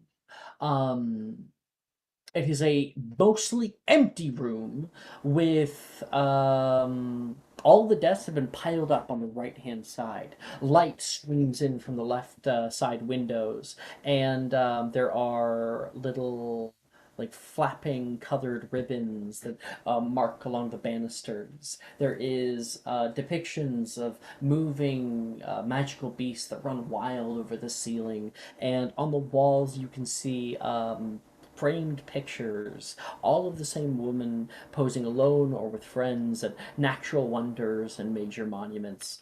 One of them even shows that woman sitting next to a sleeping dragon and patting its head with giddy amazement. In front of class, as you walk in, Professor Rojas already is awaiting you, standing with her arms behind her back in sort of a militaristic pose, back up high, neck up high, with a smile on her face. Never what you want to see from Professor Rojas. Mother! Mother! Here she is. Professor Rojas. Oh, wait, see. She is a Spanish-looking woman with dark black hair that's pulled back into like a wavy ponytail. She definitely has some nice faint makeup on, and she wears a long kind of burgundy red dress. She seems comfortable, confident, and ready to begin class. Welcome, welcome. Everybody come on in. Just don't go past the middle here. Stay past me, she says. It's good to see everybody back, and we even have a new student. I was notified. Hello, Miss Claire. I'm Professor. She invites you to stand with the rest of everybody else. Defense Against the Dark Arts is a little bit of a odd class, we'll say. There's a few other people who will laugh as well. And she says, and you've particularly stumbled into a bit of an odd class this week. What are we learning, Professor? That's a good question. Well, today we're going to be putting the wands away, just for the moment. Today's class will test each of you in a way that may be difficult for some students to confront. Now, boggarts, sometimes called boogeymen by muggles, are magical beasts which may spawn in dark, confined spaces, such as a closet, shadowy basements, the underside of a bed, or a dark wardrobe. And she turns around a little bit and takes a step to the side, and you can see behind her there is a fucking wardrobe in the middle of the room.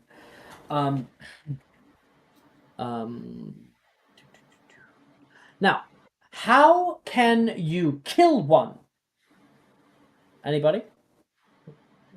It's a D4 to Jamie. It is a magical creatures check. This is Faith, this is our hands up minigame. You can gain some points for your houses. And the first person to put up their hands gets to add a D4 to the check. Lucius. No! I have expertise in this shit. Fuck. It's so mean. Should I take pity on you, Jason? Please? I will take pity on you by not calling upon you. Thank you. And have you make a fool of yourself. I can we make a get? fool of myself. That's fine. Varian. Damn. As 27. 7. Damn. Damn. I know, right? Choo-choo's like, damn, this is the Boggart episode? Oh, fuck. No pity. End him. All right. She looks across everyone else. Oh, quickest. Jamie. Fuck. Cool. Quickest. Varian. She broke the fourth wall. Do you have the answer to how to kill a Boggart? You. I think so. It's a trick Yeah. question. You can't kill a Boggart. Oh. I'd get you with that one. 5 points. 5 points to Miss Varian. And that is. Find out which house. Fucking. You just said his house correctly when you were What It's about house to Lucius' is house. it? just said it. What of who- house What I house wanted you to is guess it? What this. house is it, Alex? It's the dumbest house. It's the most The dumbest house. annoying house. Yeah. It is the most. Hufflepuff. 5 points to There Hufflepuff. we go. Uh-huh. Hopefully, that'll mean that you might be able to get out of the negative by the end of the year. You guys are negative 10 house points now. Congratulations. Going from there. Oh, so Varian's in class though. He just wasn't at. He walked in late, and he looks like he just rolled out of bed. All right. So Aurora, you would probably notice. Oh, Varian's here. I didn't even notice him. You might want to introduce the two of them, but that's on you. Well, you know what? Varian has spoken. Let's give him a character description.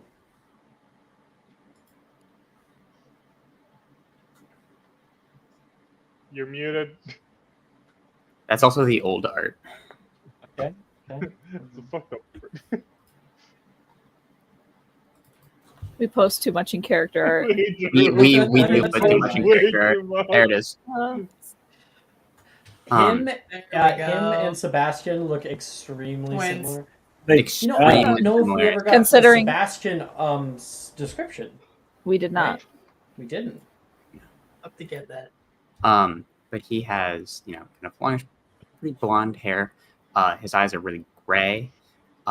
He is staring fairly blankly at everybody right now. It also, today, this isn't normal, but today he has like massive dark circles under his eyes, and his hair is a fucking mess. He's typically a very light complexion, stuff like that, kind of average height, whatnot. Now let's find his twin and show off. Not You can actually. find it. But, Keep pressing. Fuck it, you wait. guys post way too much in this You passed fucking it. channel. Yeah. Past That's I it. fucking can't, dude. Oh, wait, no, you Go bet- back. it's there you go. Hey, don't they look like the Sorry for being same? artistic and expressing myself. Me and Maya did not talk to each other when we were making our characters. No. It's just completely She unintentional. just made it funnier. But we've run with it at this point. they're the Yeah. twins of Hufflepuff, huh? Yep. So that's the two of them. I don't know if Maya wants to add anything about her character. Tell them about the I think chip, Maya's Maya. AFK. No. Maya's AFK. All right, that's fine. Varian, are your eyes any sort of color? They're Perhaps empty. smelling House, faintly of house. nutmeg or birds? No. So she says boggarts are similar to poltergeists and are thus classified as non-beings and are henceforth not actually living to begin with. Now, what does a boggart look like? Hand. Damn it. Jess. So that's gonna be another magical creatures check. Jess gets a D4. I don't know why I put my hand up. This is so stupid. I didn't even fucking unmute. Oh, Maya literally just posted new art. Oh, thank God. Oh, the hair changed. So now they're distinguishable. Now there's some differences. Yeah. Yeah. Ow. No. Just the 1 point. Wow. Did you win by 1 point? It's because the magical creatures is wisdom, and it's not. It's not Yeah. intelligence. Yeah, Jess won by 1 point against. Wow. Quickest again. Crane. They don't look like anything. They take the form of what you fear most. Very, very correct, and I couldn't have said it better myself. 5 points to Gryffindor. Sam and Sally would scare us with stories about them in the Gryffindor common room. I've seen one before. It was like 10 feet tall and resembled a giant ant.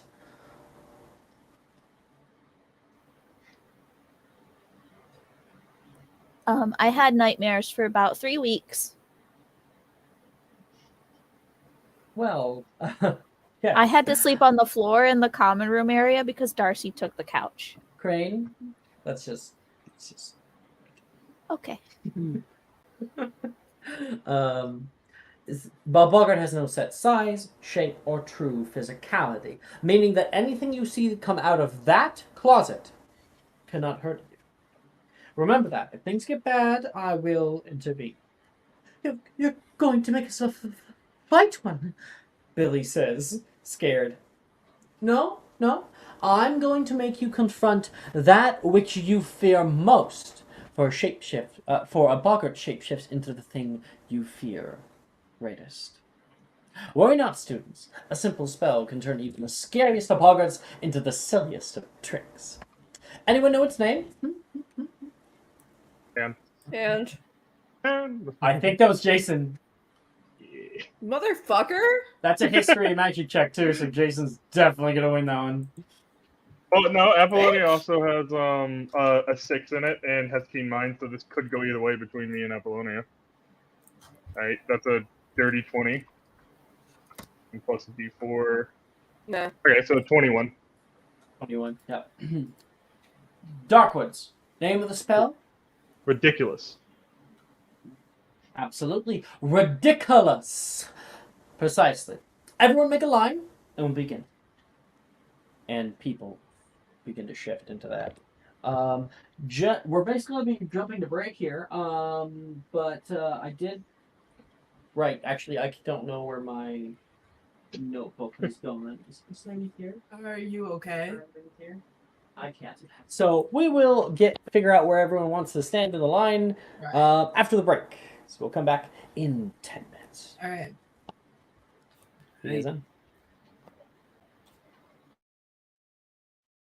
Are you looking for that perfect gift for that tabletop role player in your life? For that podcaster? For that little sister that keeps going on and on about shiny math rocks? Well, look no further.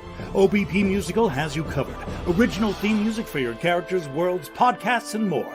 Has your bard written lyrics about a party member's tragic demise? Let us compose to them. Or better yet, let us write those lyrics for you.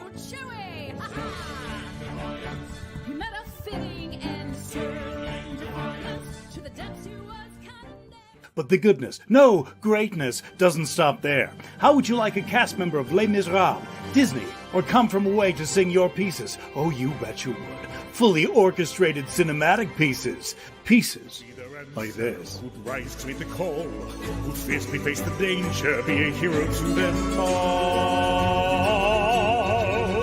For the hordes of people we have 8 vocalists, 7 composers, 2 lyricists, and an admin team ready to take your request. For as low as $60 you can get your own musical theme. OBP Musical, making fantasy a reality.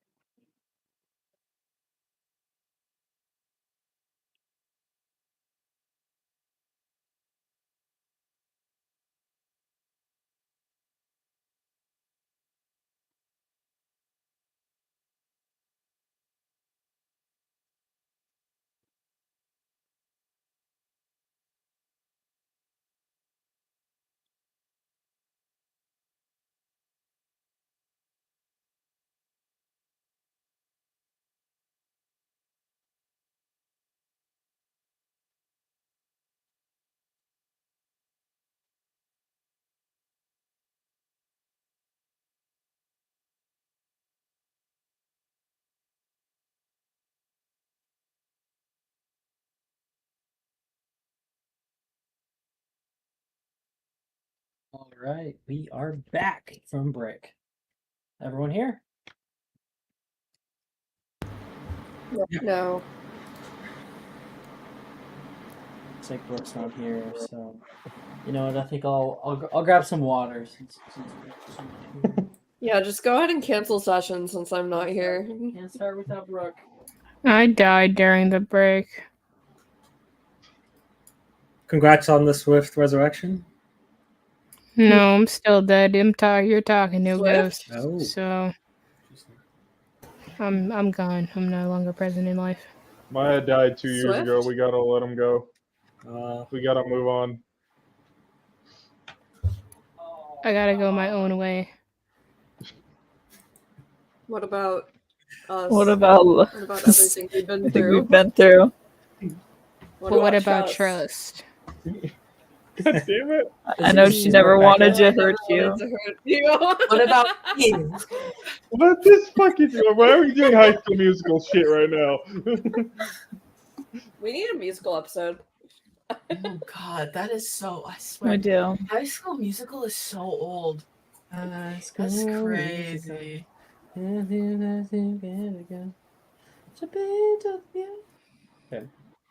Mhm. Welcome back, everybody. Rojas turns to start getting ready. Everyone get put up in a line and we can begin. Near the back of class, you can hear a big ol' record getting ready. And the question becomes, who is going where? So you get to tell me where you are in the line. You either say who you're going nearby, or you say I'm in the front, I'm in the middle, I'm in the back. You tell me. I'll kill myself if I go anything but last. Uh-oh, Brooke. Guess one of us are doing the deed today. I wasn't even gonna go last. Oh. Yeah. There Lucius is is gonna. no Yeah. resistance from being pushed around, so wherever the class shoves him, he ends up. Great. Roll me a d23.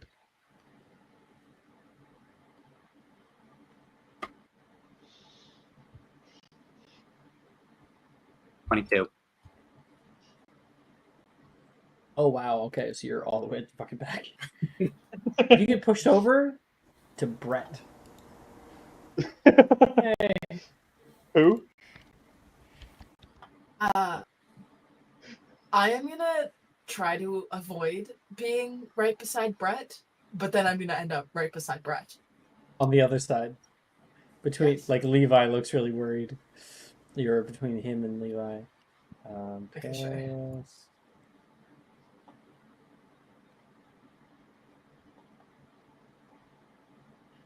Okay. Who else? We got three of us. Lucius is gonna Lucius? be standing with Billy in line. All right. All right. The question is, yeah, I'll put you above. Are you in front of Billy or behind Billy? I think he'd be behind Billy to just cheer on and make sure she, in case something happens. Yes.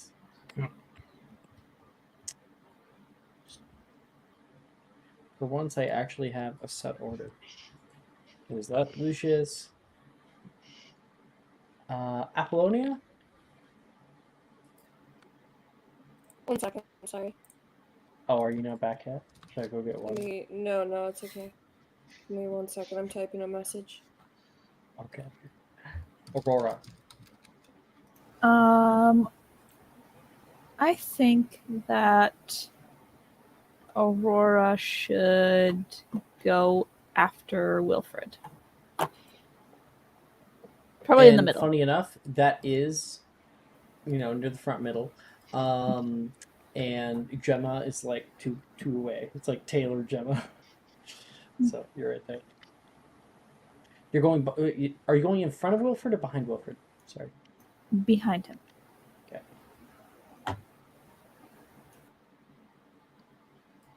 Okay. There we go. We got 1, 2, 3, 4, 5.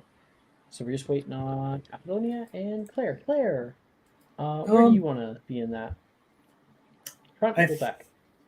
I think probably towards the front. It's probably feeling a little more confident. Ooh, all right, all right. Roll me a d5.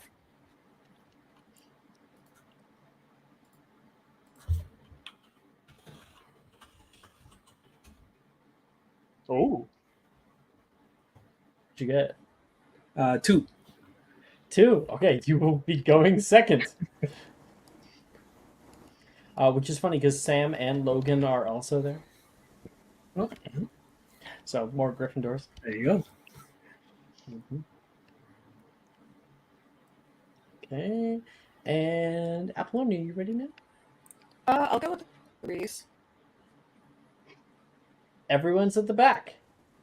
All right. It's literally you and then Sebastian. My joke landed.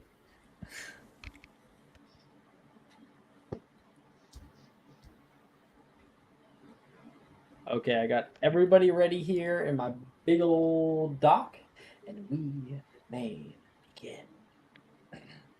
I recommend pulling up Hot Licorice, which I sent. It is only 3 minutes long, so be sure to loop it. You can right-click and loop, but it's so good.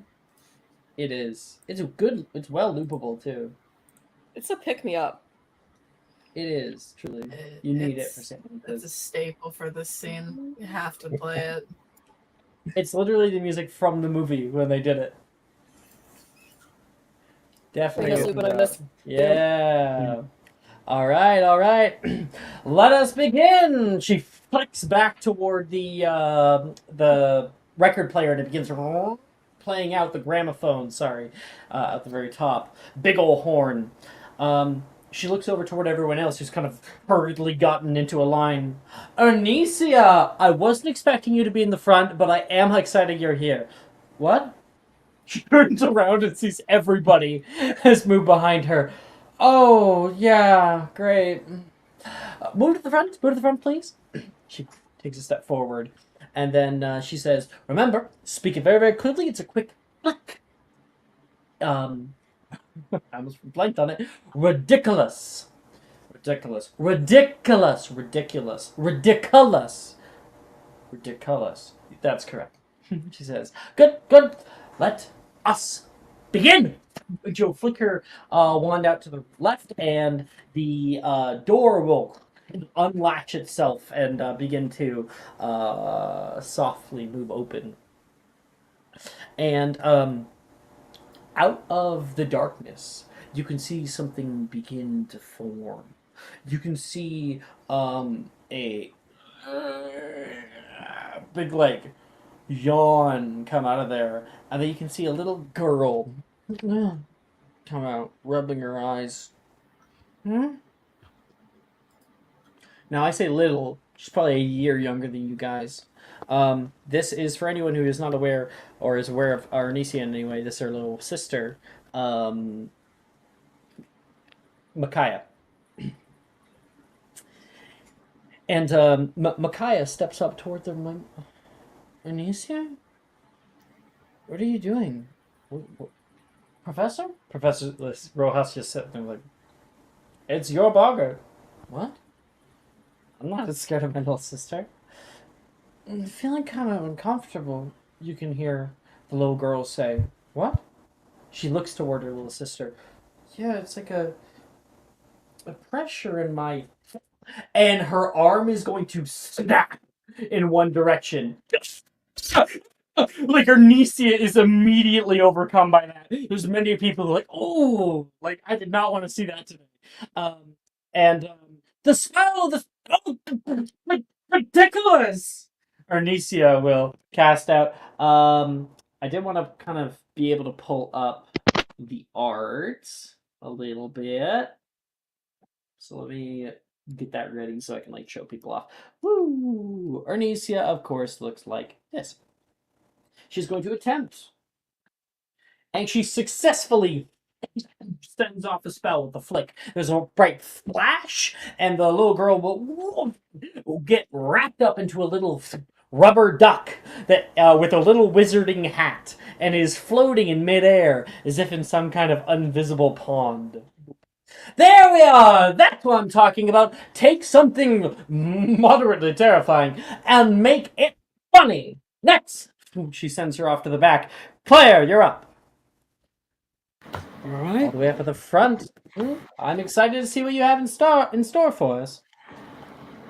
And Claire, as you step up to the plate and look at this little floating duck in the air, it goes slower and slower, and then we'll wrap around and make this odd kind of whisking sound. And what does Claire see in front of her?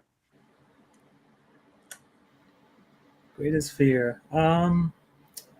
Greatest fear would probably be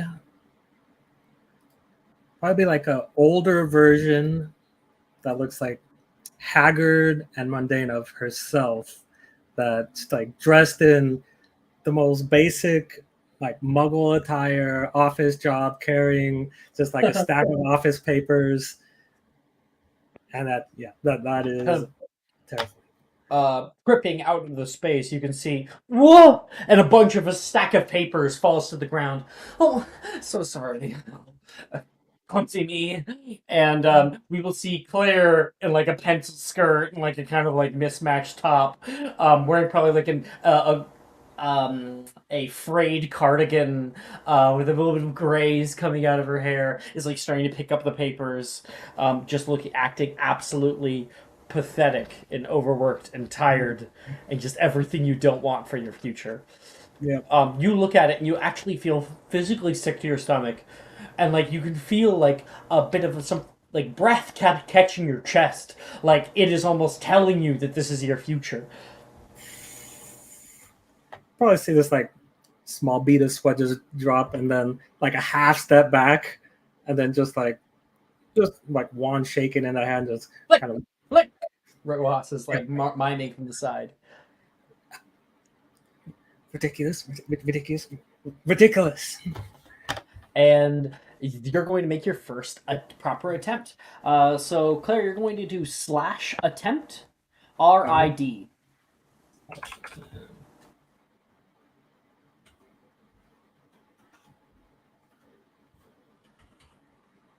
Just put RID in there. Yep, because it'll as long as you get the first 3 letters right, it'll autocorrect the rest of the thing. So you just gotta click ridiculous on the All right. button. And you fail! You fail very badly!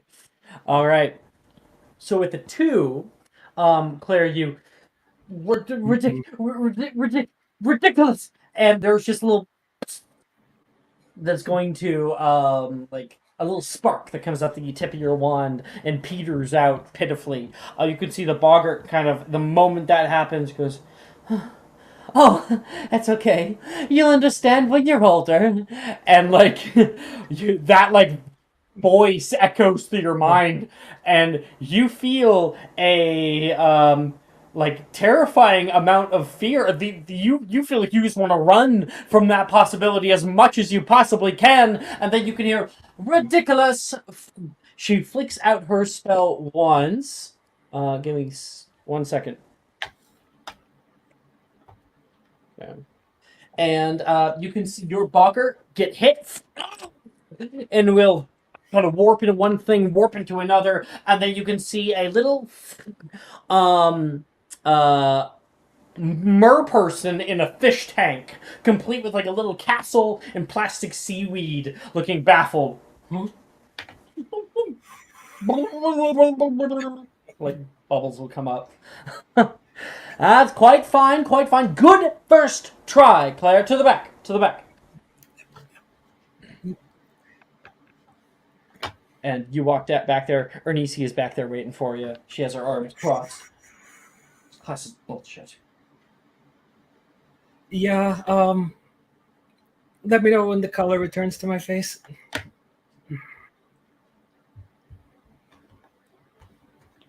You have any? Back to it. Next up from that, Okay, do we care about Sam? I'll take that as a no.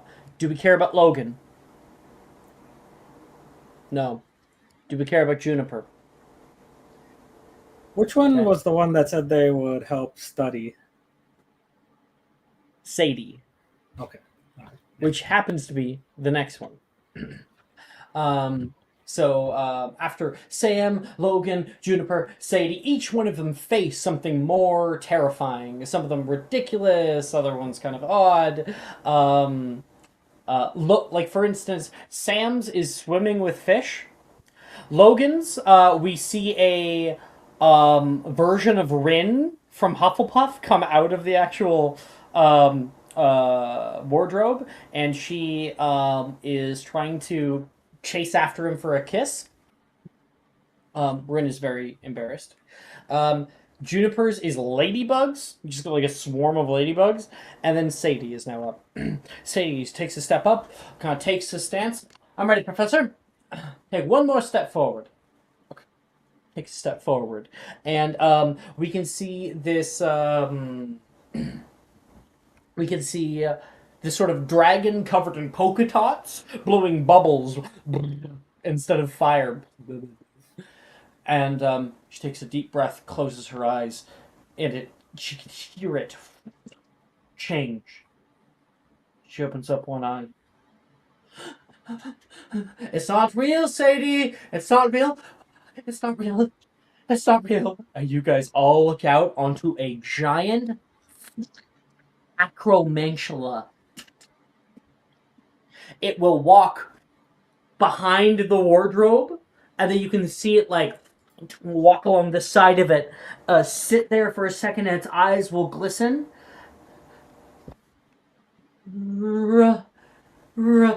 And before she's about to say the whole thing, the thing kind of recoils like it's about to pounce and leaps through the air. Ridiculous! And wait, that's a fucked. That is a success. There is a bright flash of white light, and that thing is blown back, and you can see it hit the ground, try to right itself, and then every single one of the spiders' feet become adorned in mismatched socks, just like Aurora. We can actually see Aurora's hair sprout from the top of it. And the eyes are constantly changing, and it looks really, really confused. And Sadie will. I suppose that's good. Good job, Milne. To the back. She continues on. She'll give like a little high five to Sam. After that, we do have Sally, if anyone cares. Wilfred is up next. I'll just do fucking Wilfred. Wilfred steps Dear up to little guy. Sebastian's It's literally necessary. with him. Like, I fucking... It's also necessary for reasons. Yes, it is. Getting art. Shit on Alex Day. So first, That's every day. Don't I know it? For me, at least. This my is, of course, calendar. Wilfred again. Wilfred, a bit of a troublemaker. He stands up at the front, a little bit cocky. He's ready to go. I wonder what's going to show me next. What? Ghost with eye holes cut out. And you can hear a rhythmic tap of a shoe, and he turns back. And you can currently see, standing in the area, fixing a cufflink right now, is a man. A full-ass man. Let's pull him up. This man wears long ministry pinstriped dress robes. He has a tie with like an internal pin in it, and he wears similar glasses to Wilfred. His hair is perfectly coiffed and like combed to one side, and he looks very stern. He's got kind of a angry, pissy expression on his face.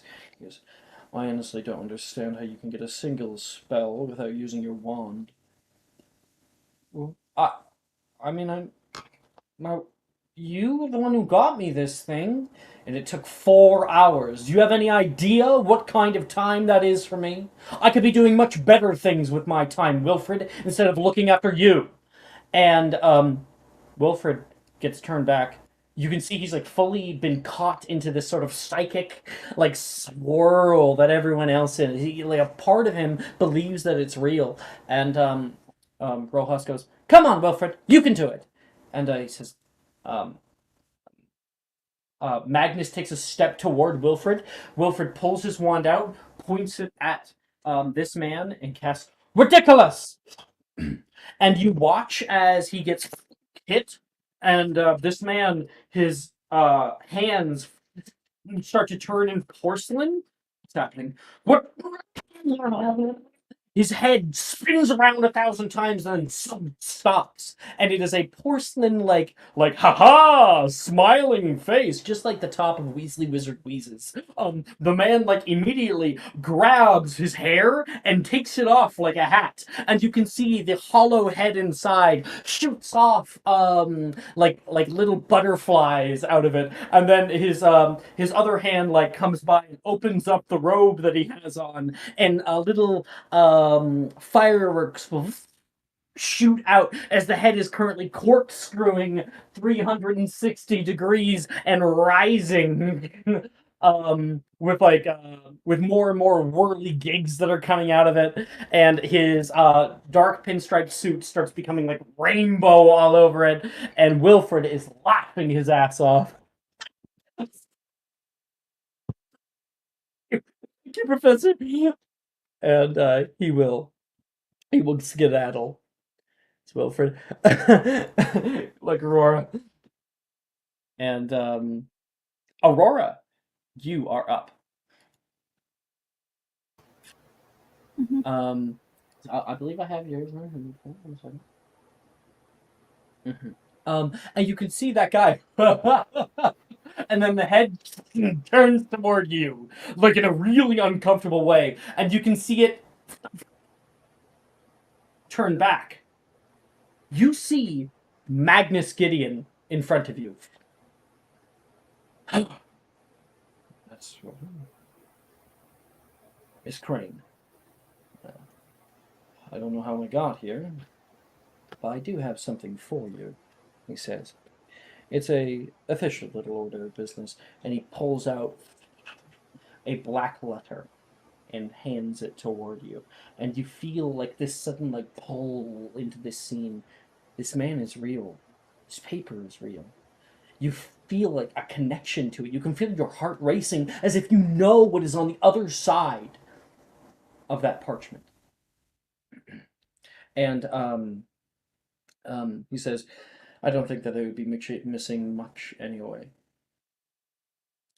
And he will turn around and walk back into the wardrobe, into the darkness. And when you look down, Aurora, you flip open the piece of paper, and it reads that by order of Magnus Gideon, head commissioner, you are hereby to be remanded into the custody of Hogwarts School, and the obliviation of insert Aurora's parents' names here are scheduled at this date and time. Say your goodbyes as you can. Your hand shakes. You feel like it's all real for a moment, and what do you do? I think Aurora's hair stops shifting and very quickly goes stretches down into a very flat shade of brown. And she'll drop the letter and try to take her wand and cast Ridiculous. Okay, go ahead and give it an attempt. First I gotta roll a d2. Alright, positive modifier.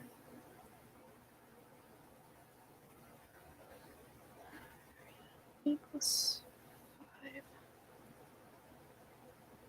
21 to cast. 21. You look down at that. No. No. They wouldn't do that. They wouldn't do that. That hasn't happened. Ridiculous! You cast down toward it, trying to kind of break this hold it has over you, and it flashes on the piece of paper, and the piece of paper will grow exponentially and begin to fold itself into a paper crane that goes and it's making little crane noises, and it is like fluttering into the air a bit, but it can't really get off the ground very much. Other people are laughing. Aurora, what do you look like? I can actually show you what she looks like. Shit! Oh shit! Oh, hold on. That is a wrong picture. Give me a second to delete that. That was like a frick. Where is the right picture? I think this is it. Perfect. This is what Aurora looks like.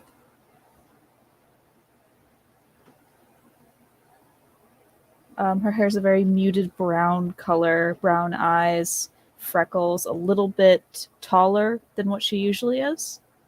And she's kind of hunched, sort of shaking, walking to the back. All right, with Aurora out of the way, anyone care about Taylor? Nope. Gemma. All right. Second, I have a picture ready then.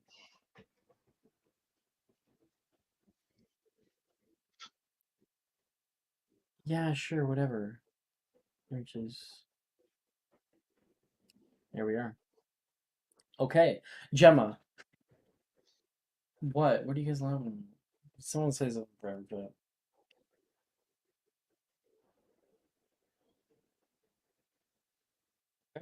No, stepping up to the plate here, Gemma looks a little bit rattled. She's looking back towards some of her friends for comfort. Arnesia is like, "Have fun," and she looks toward Aurora with pleading eyes.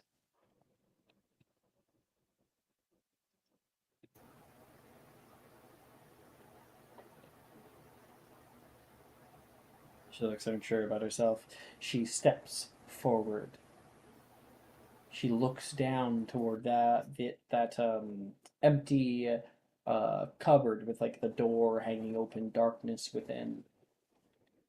She stares at it for much too long, and then out of it, a hand will grab the side.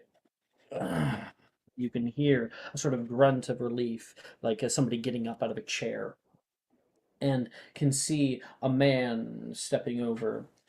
He affixes one ring to a finger, looks around. Jemmy, great to see you. Where have you been? And he's going to come a little bit closer toward her, and she goes, "No, no!" She takes a step back, and we can see the face of a man with stark white hair that has been like kind of oiled back. He wears multiple rings and sort of like casual but well hemmed robes. Apollonia. No, Paris from Paris. Apollonia, Sebastian, and Lucius may make me a history and magic check. All right.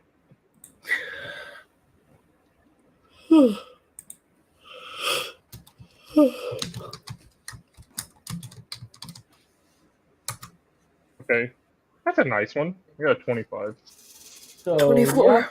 Yeah, the two of you guys would recognize this.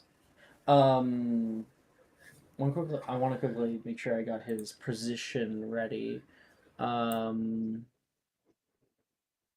Okay, he is the previous head of the Department of Magical Law Enforcement. This is Mr. Corbin Yaxley. Let me show him for stream really quick.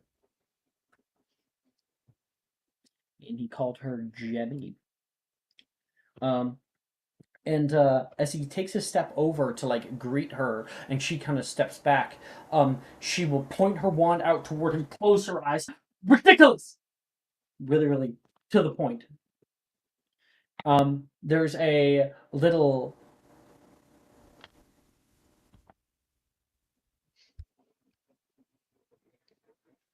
there's a little flash that comes out of the tip of Gemma's wand, and as she's like holding her eyes closed, she feels a hand grasp around it. Now, what was that for? And she'll look over toward him. It didn't work. It didn't. Ridiculous. And Rojas will cast out.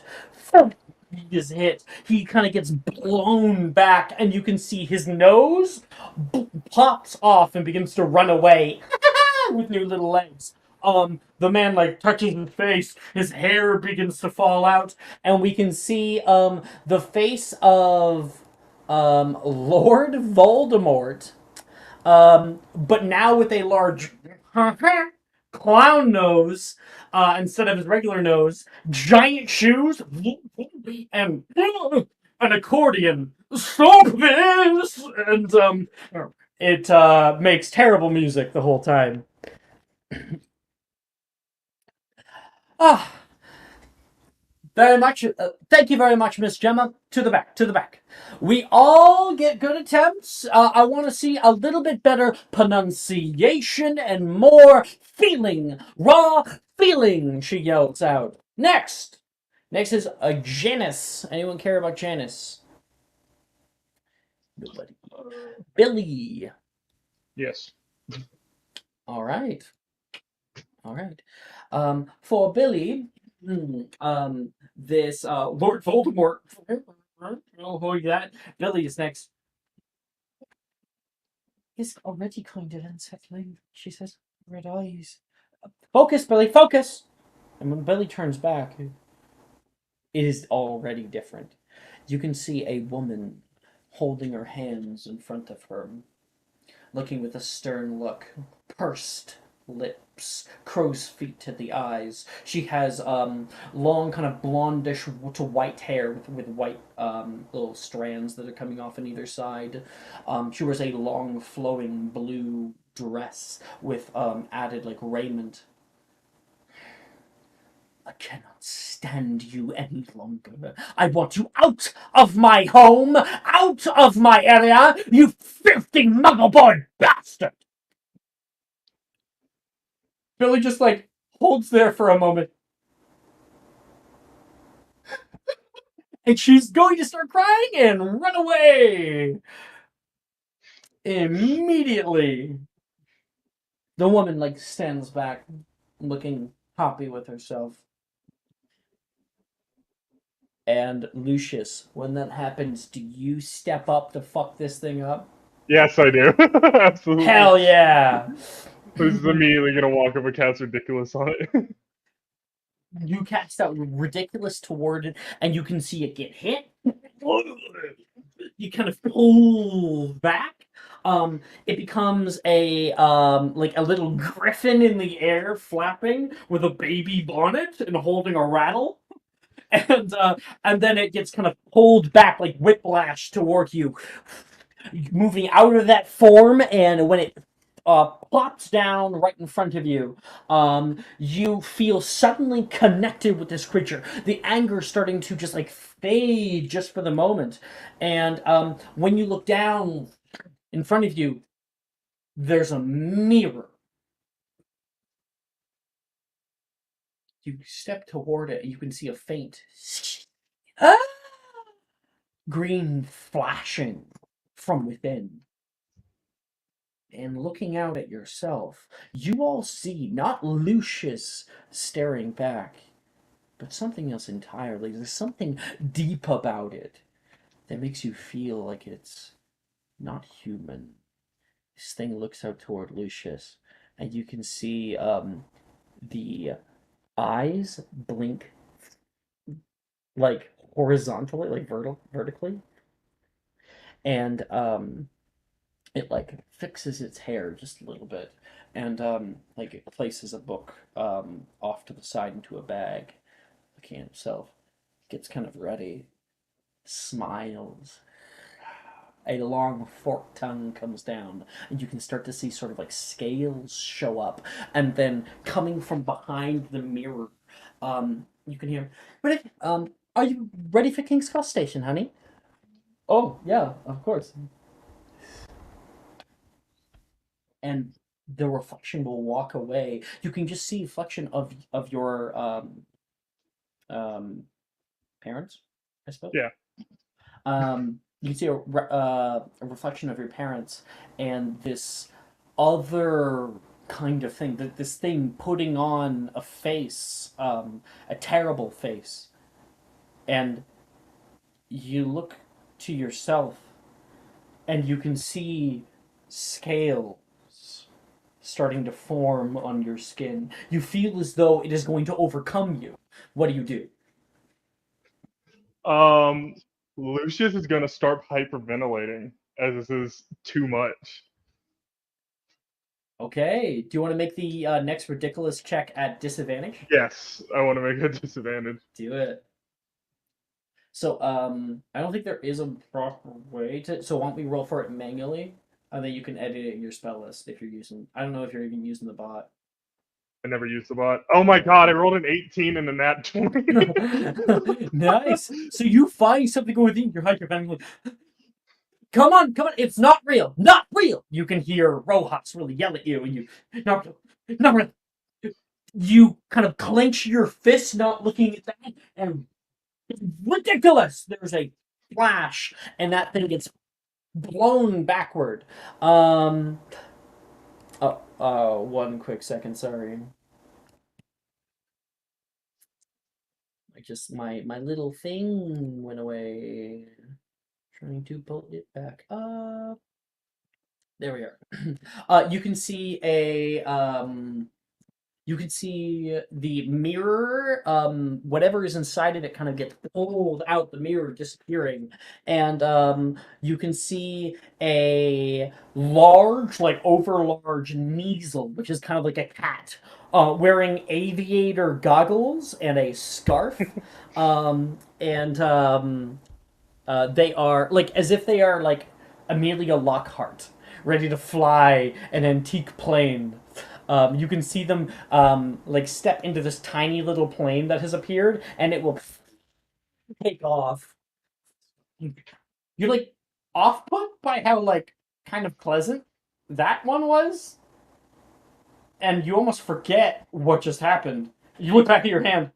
Oh, it's not real. And then Just like you she did said. say Billy ran out, right? Yeah, then you're like, Billy. Yeah, he goes, "Thanks for the lesson," and he actually just darts out the room Yeah. for the first time ever. Fucking blood after Billy. Okay. All right. That's Billy and Lucius. Do we care about Rin?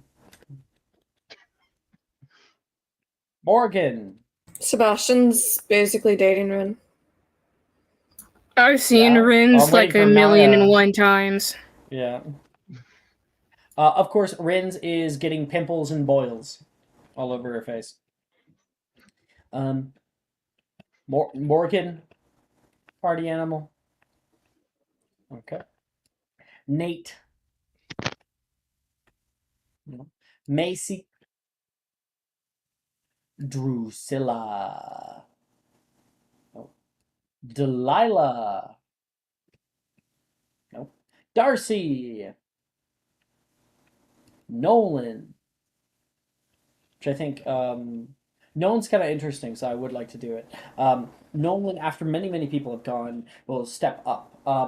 Nolan, we didn't get to meet him before there, Claire, but we saw his art at least. He has blonde hair, kind of parted in the middle. You do notice he's walking into class with a staff.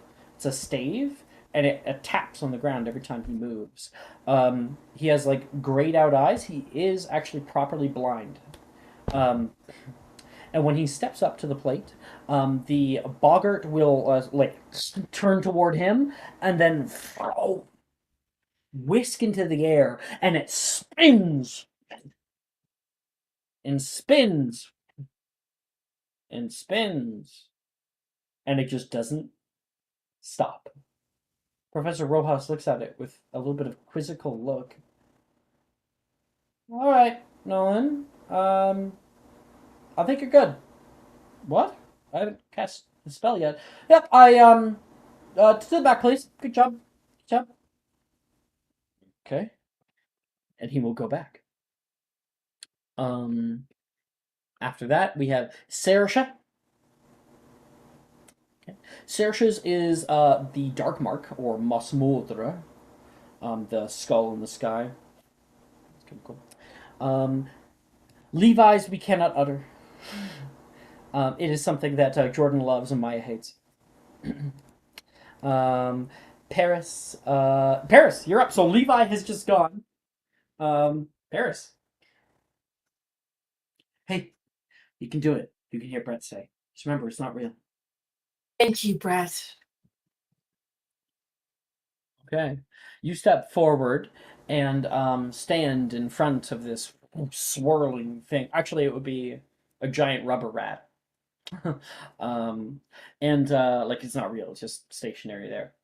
And then you can see it whip, and the moment it makes like point of psychic contact with you, you are pulled into the scene, and everything else starts to kind of fade. You see a certain somebody. I'll pull up art.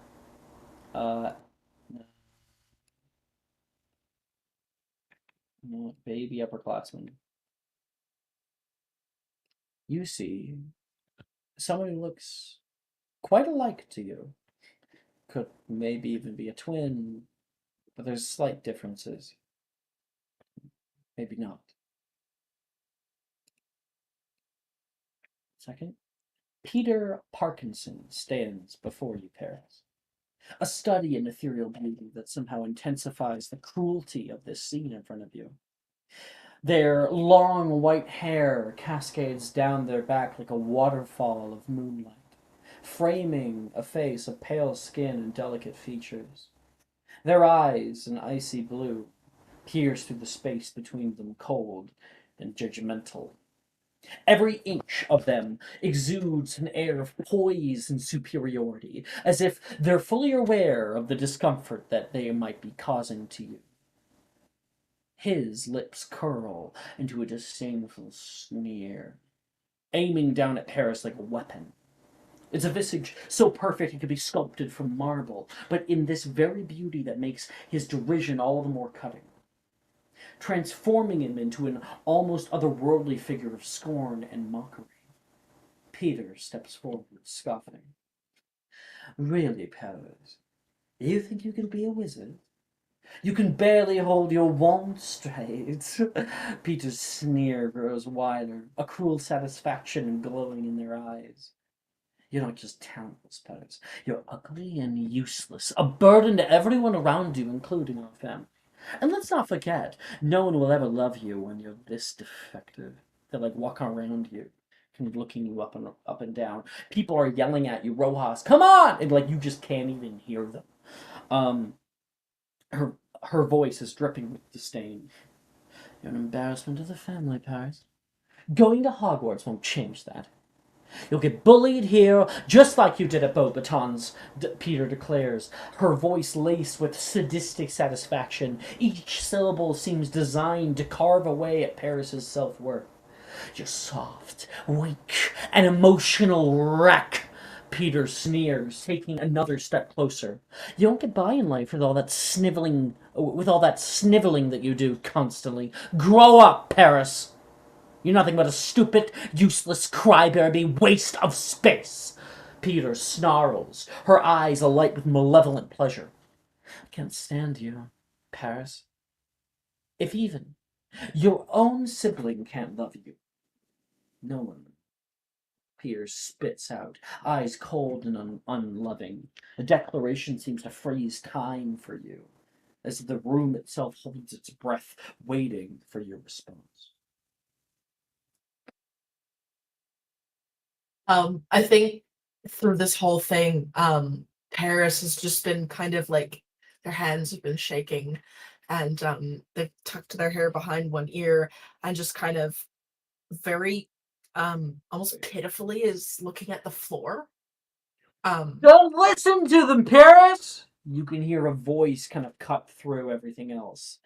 And a certain annoying voice that, like, oh, stupid voice, cuts through it and, like, jogs you right out of that. Now, you might feel, like, uncomfortable still, and the aftershock of those feelings, but you've been shocked awake. Ridiculous. I'm trying to cast a spell.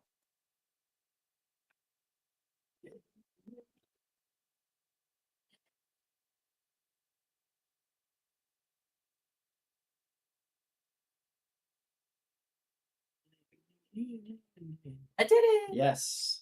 All right.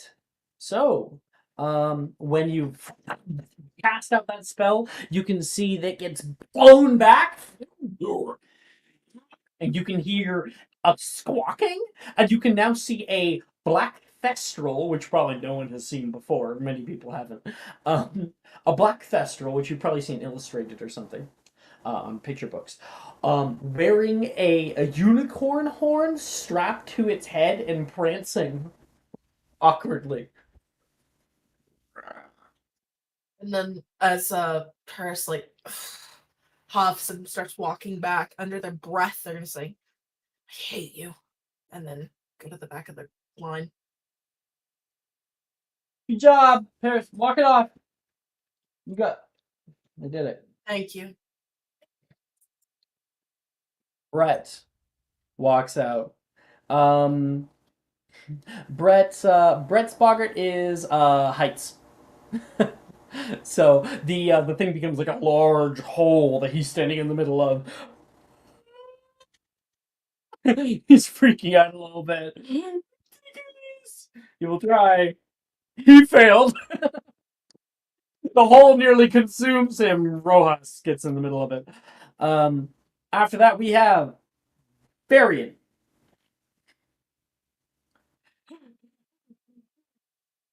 Brett is currently dying on the side as he passes you. Varian just kind of silently steps up to where the boggart is. I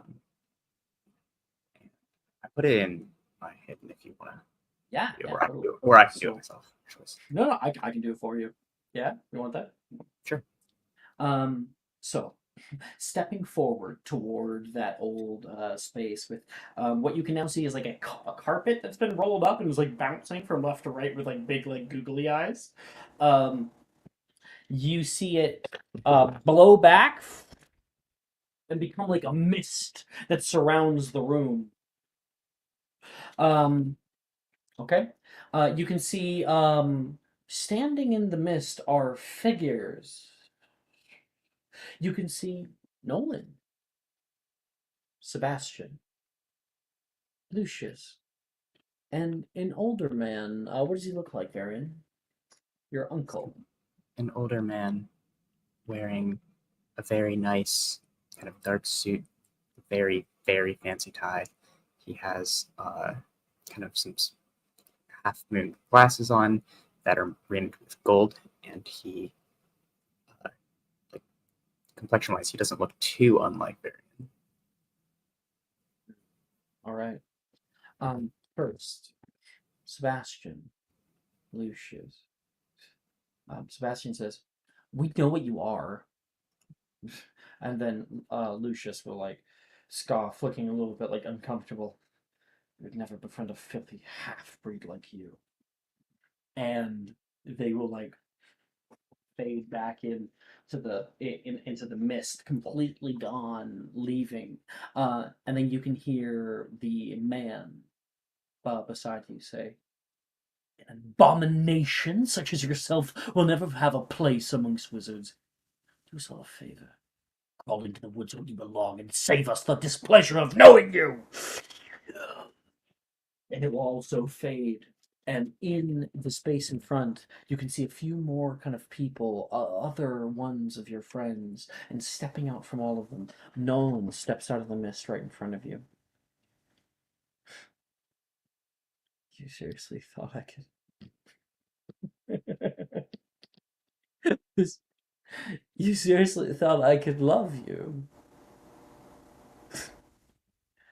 Never even enjoyed your company. You constantly decide to stick around like some kind of tumor on my hip. I only put up with it because I knew I would have a chance to shatter your heart. You can hear a bunch of people go, ooh, in the classroom. He says, and it was quite fun. At least while it lasted. Shut up, ridiculous! Shut up! No, Nolan would never say this. That's not what happened. Ridiculous! You cast out. Cast it.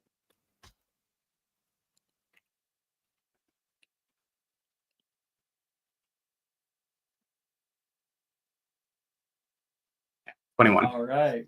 Wonderful. There is a big strike out, and you can see Nolan gets pulled back, and what now stands in his place is tiny little phoenix, like a red feathered bird, with plumage everywhere, but it's dressed as a chicken. It has like one of those under uvula things. It has like boots on right now, and it's like in like a weird position and is clucking aimlessly. Um, I don't even know. I don't know if I can do a chicken because it just tweets. Right. You don't. You mean know like it's chicken cluck, cluck, noises cluck. or like chicks? I don't know. I can't visualize in my head right now Is what it an chickens adult exactly chicken? sound like. An Like I adult can't chicken? play the audio. Yeah. Bark, bark, Bok, bark, bark, cock? bark. Right. Yeah. My I was God. like trying to figure out if you meant like Are an you adult okay? chicken or like a little chick. Yeah. Jesus. Yeah. It's the chicks. I don't know. I couldn't find it in the filing system in my brain. The mess of Files filing missing. system. Yeah. In my It's a my mind. You have filing like a file. faulty filing clerk in your brain that like sometimes shreds files that you need on accident. Oh look! They're all it's, like taped into like the shittiest little manila folders. Yeah. Oh look! It's Varian's house. Varian. Just pull that in there. Clearly, I Who will needs not to know need that? this. Yeah. Oh, I think this folder is mislabeled. It's not Lucius. Varian. The difference This one's is labeled as between Varian. the caros. Yeah, that gets Lucius. shredded. This Neve. Oh, Neve. Well, her folder's green, so I guess she's a Slytherin. I'm not gonna open this up and verify though. Better yet. We're just doing some spring cleaning. Spring cleaning. Oh, whoever's got that job, you gotta stop. You're fired for incompetence. All right. What the fuck are we doing? Where were we? Varian casted. It turned into a plucking phoenix. Yeah. Good job, Varian. He storms off in the corner, kind of sits down, curls into a ball, and starts hyperventilating. And his eyes are like swirling between red and blue constantly, like a People are like fire. whispering to each other about it. Apollonia will go up to him and like put a hand on his shoulder. Hey, you okay? Good to stand? No, I'm not. Right. No worries, you don't have to. Take some deep breaths.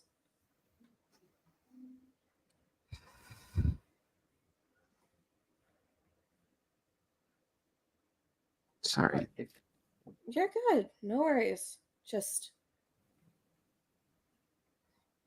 take some deep breaths, and then whenever you feel like you can, stand up and stride out of here like the level-headed Varian that I know.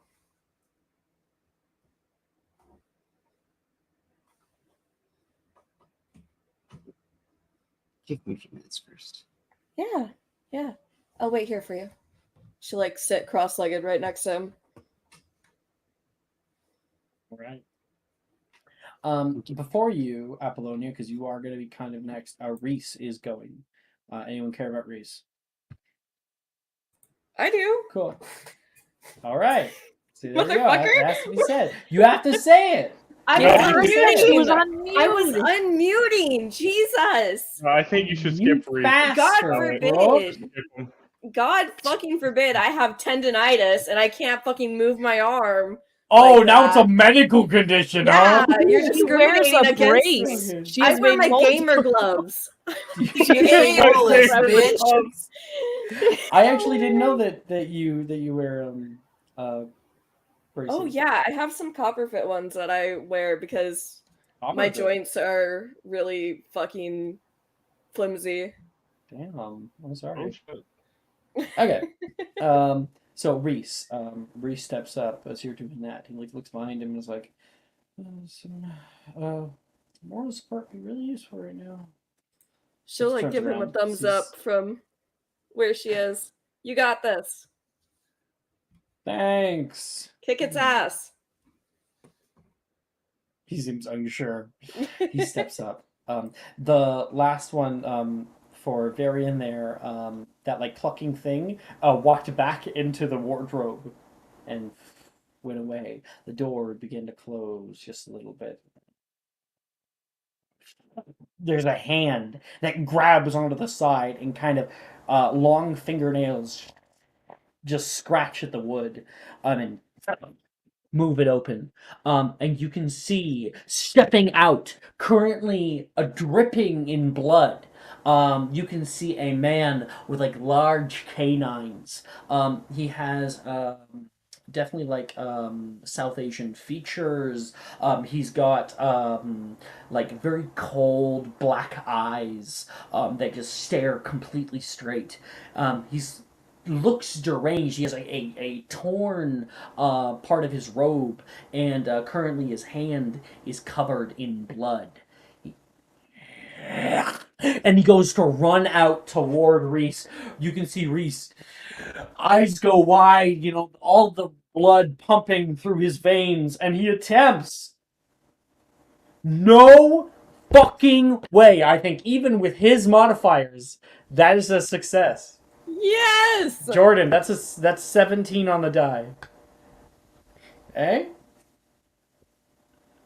Yeah, I think he should be good with that. Yeah. Yeah. Reese has That's my trouble man. casting. Okay, so Reese, ridiculous. There is a like plume of white energy behind him, like a whip gets flicked forward, and psychically this creature, as it's right up toward him, will get blown back and turn into a large wolf. It will howl, and it is wrapped in a feather boa, sporting a tiara, and looking like after the howl, like it's somehow naked, like realize it's naked. It's a fucking dog. And Reese will. Good job. Yeah. And he'll move off to the back. She'll clap for him. Oh. He'll go sit down next to the wall with Varian. Apollonia, come on. You're second last. Oh, alright. Okay. You never like sent me what it was, so I did Apollo? last week. Scroll a little You bit up did? in our chat. Hmm. We talked about it. Oh, is it because? Mm-hmm. Mm-hmm. You're right. Yeah. Uh-huh. Okay. Cool. That like wolf.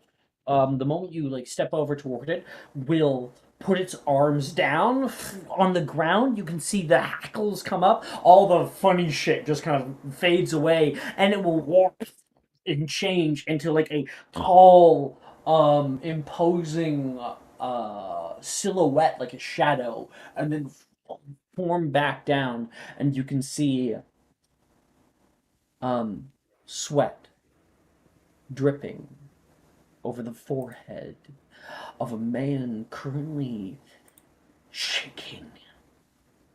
And you can see like a soft sort of shaved but kind of the glow of like a goatee. This man has eyes that glow a slight red, that have like a kind of amber tint to them.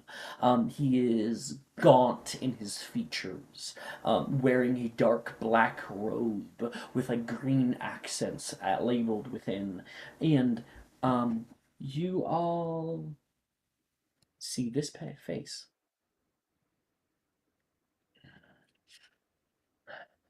He's shaking like he can't contain himself. And the moment that you see this man, Apollonia, everything fades. You haven't seen this person in so long. He holds a wand in his hand and grips it with a few fingers that coil down upon it. What did you just say to me? Speak up! What did you say? He will point the wand out toward you, not currently casting anything, but kind of like pointing it down at you. And beginning to kind of come over, almost gliding through the space toward you, becoming larger in your vision in some way. Apollonia is going to immediately look to the ground. And her hands kind of ball up into these like fists. I think that perhaps the punishments for Delphina have been a bit harsh. Dare you speak that way to me, young girl? I ought to teach you a lesson. A lesson that many students at this prestigious school you ought to go to will learn. And as he points his wand out toward you, and you like recoil back, jumping out from the left-hand side, Professor Rojas flicks the wand out of his hand. It goes flying. The boggart stops right there and will change. And you see a large creature drop down. Its like back is pulling up with like a large hump, and like dark roots begin like pooling out of its back. A stony bone-like face of a skull of a deer comes out. Arms pool out, and they will like snap, creating extra little joints, like one extra joint, and all the fingers, all the arms, the legs kind of kick back like some kind of wild animal, and you can see a little bit of blood dripping off of its pointed fingers. Let's see if I have an image for this guy. No, it's not in the community. This little guy. Oh, did you find it for me? No. Oh, okay. I thought you said I this was little just guy. making Like fun of you had how done you it. were saying it. I and thought someone was gonna help me, but no, it's shitting on Kyle's day. So yeah. Fuck. Where is it? What, you think I save every image you send? There it is. Yes, I do. Okay. It's Yeah. right in my file under Magic and Mysterium. Okay. Here it is. Anybody who has who wants to can make a magical creatures check.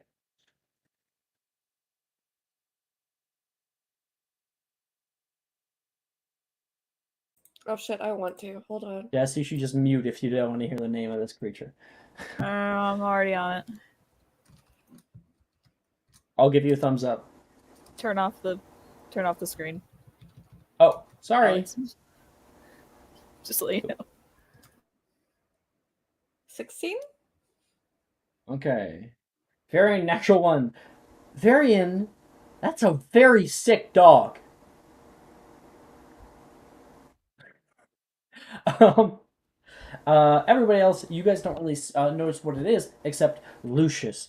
Your eyes go wide, seeing. Oh no, you're not fucking here. Didn't you leave? Yeah, I did. Forget my role then. I don't understand it. I forgot. I forget. That's fine. That's fine. I'll give it to Apollonia. Apollonia, you notice what this creature is. Your eyes go wide in recollection that it is a Wendigo, a North American Wendigo. Good night, kids.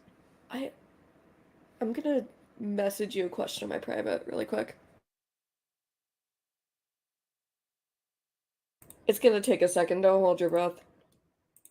Okay. Should I wait or should I just like? No, okay. just go. Go ahead. Go ahead. Okay. Go ahead. Okay. I'm a really slow typer. That's all good. So with that thing coils there, stares out at all of you. There's red glow that comes out of the eyes. It flings its head back and screams. Screaming and Rojas will ridiculous. With like fervent breath, even her fear is made manifest, and it gets pulled back, and you can see it turns bit by bit into a long bit like strand of not fiber, but felt, and it begins to wrap itself up, and you can see it turns into a mummy and drops down to the ground. And you can see the mummy is holding world's best mom.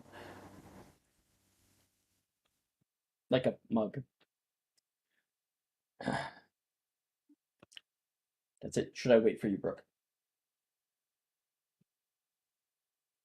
Don't. It's. Oh, yeah, totally. Make a investigation check, please. Sweet. What the fuck is my investigation? Okay. Okay, from there, it turns into that. She gets blown back, and Apollonia's kind of standing there. Rojas turns around and says, "Are you all right?"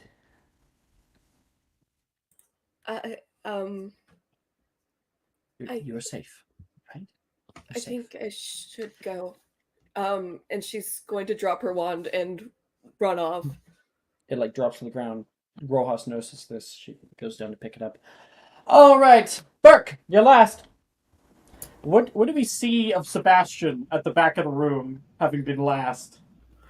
Is he scared? Sebastian is just like looking between all the people who are like in corners or crying or running out. And he's just like, this doesn't seem ethical. Facts. Right on. So real. See, here's the thing. Pre-war, all of the kids' fears were like spiders, my grandma. Now, like these kids have lived through like a major war. These kids have some fucking trauma. Alright. Okay. This seems like a mistake, but okay. He'll walk up. Hey, all right. Maybe this won't be so bad.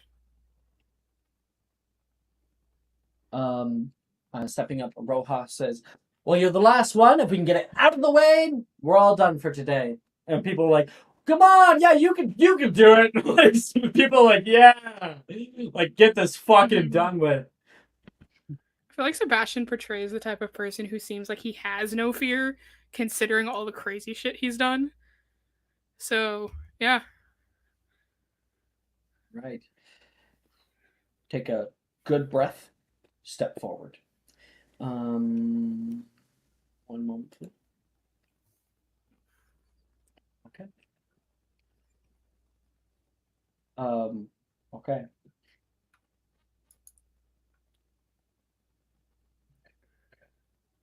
So, Sebastian, when you step forward, You feel a little like dark black line move underneath of your feet. What? And then your entire perception is pulled around 180 degrees to look at everybody else in the classroom. But what's really happening is it's changing the entire perception of the room around it. So really, Sebastian's still standing forward. Sebastian, you are looking like you're looking at the back of the class. And you can see people kind of like standing, not like as they were like along the back wall or anything waving, but standing upright, all looking toward you. You see Aurora, Varian, Apollonia, Paris, Lucius, even Claire. You see everybody here standing nearby the front. You can see Wilfred, Levi, Rin, Juniper, Morgan. They all stare toward you. And they start looking at each other. He's got a mop head. And like just like everybody starts to laugh all around there. And you can hear out of like the area here, Rin will look over toward you and say, "You little eyes. Can you even like cast a spell right outside of Transfigurations?" Everybody starts to laugh.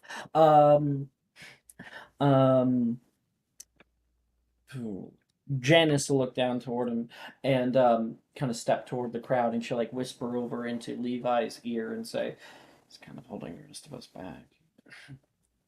For the most part. Yeah, but I just thought we were all accepting it. Please, no, not another year of this. And everybody again laughs again. You can feel that something is coming here. And you can see Morgan be like, "Hey, sorry. Hey, did you know that the Slytherin con room has a hot tub down into it? Everybody follow me!" And Morgan kind of leads a bunch of people off. "Oh, hell yeah, hot tub? Hot tub." And as they are all leaving, you can see Wilfred stop. "Oh, you can stay here. I don't think we need you."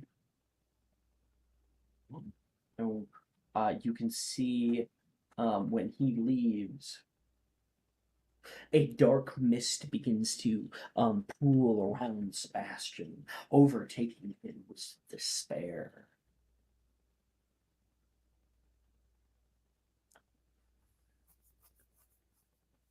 Damn. Does anybody here say anything? You can see him. He's not casting. You can see his Sebastian, you got loosened this. on his wand. Sebastian, that's not us. We're over here, actually. You're kind of pointed in the wrong direction. Sebastian, you go to turn around, and you can see all your friends where they're supposed to be. You turn back, and it kind of messes with your head. The perspective change. You can see them looking at you, but they made fun of you. They said that they didn't need you. Lucius, what do you say to him? Nope, you're not fucking here. Apollonia, what do you say? I'm also not here. It wasn't Express, right? Oh Yes, no, you it had was. the fuck. Sorry. All right. I can do something that he might remember. Apollonia saying to him. Okay. Aurora's like, "Remember what Apollonia said." Sebastian! Remember what Apollonia said. Apollonia. Yes, and.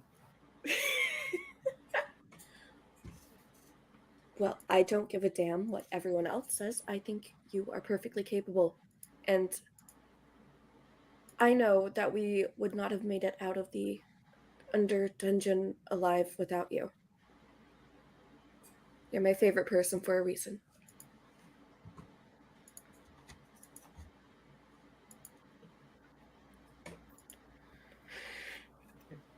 Damn. Thank you. That wow.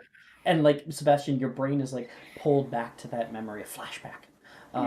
Wait, actually, I do have I'm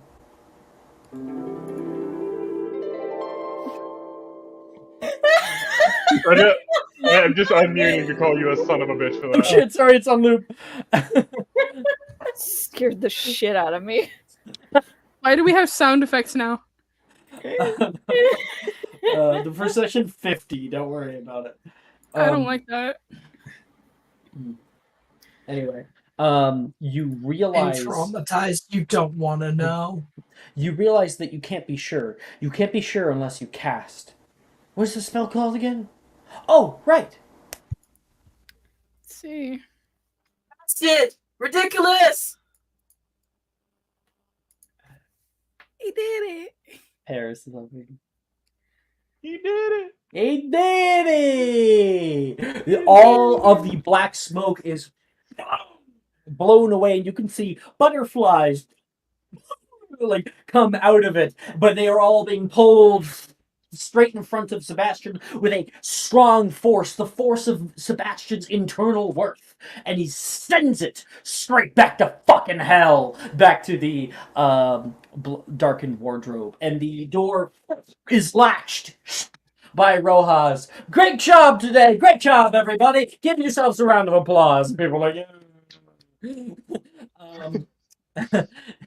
she says, now I believe it's the end of the day, so do remember that curfew will be in effect very, very soon. And everybody, if we can, we will be writing an essay on what we have learned about boggarts today. It'll be due by, like, she continues like that as the bell rings. Bong, bong, people just leave. Yeah.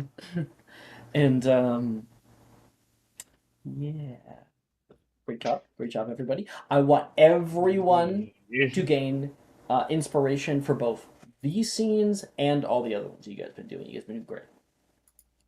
Especially for that fucking yes and from Jess and Brooke.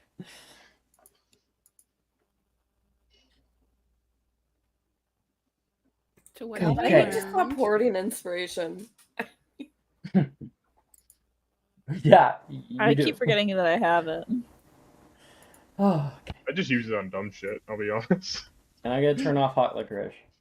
I'm actually going to find the best music for what we're about to do, which is the destruction of Hogwarts.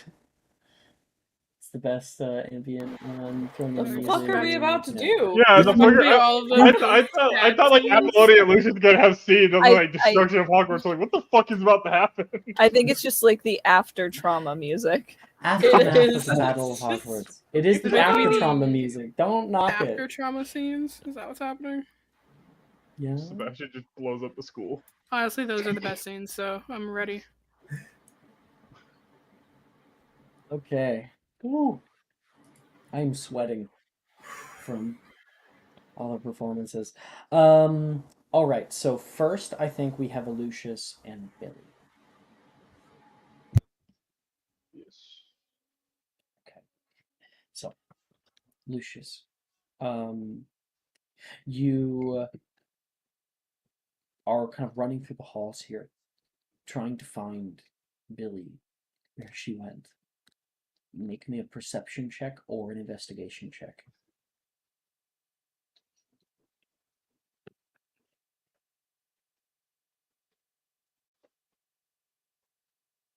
Dirty 20 for investigation.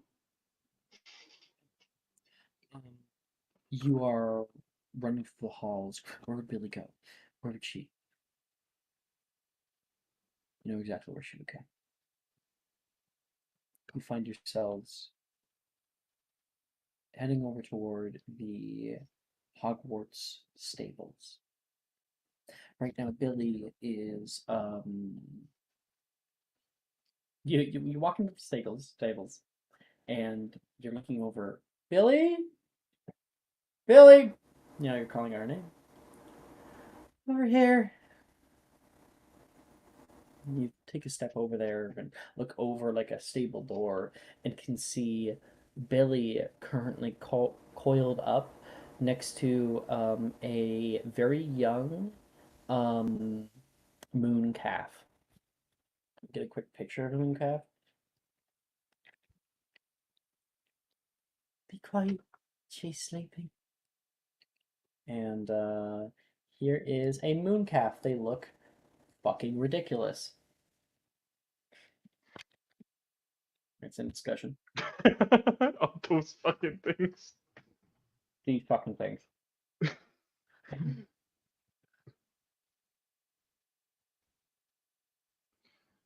He's just petting it softly. Hey, are you okay?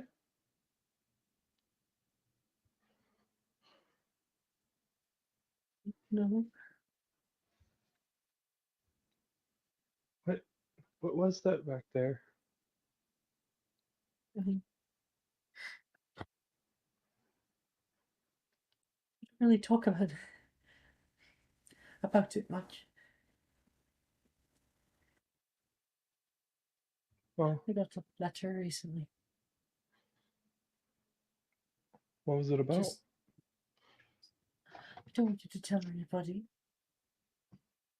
Please, promise me. Billy, what you say here stays between us. I would never betray your trust. You know this. I care for you too much.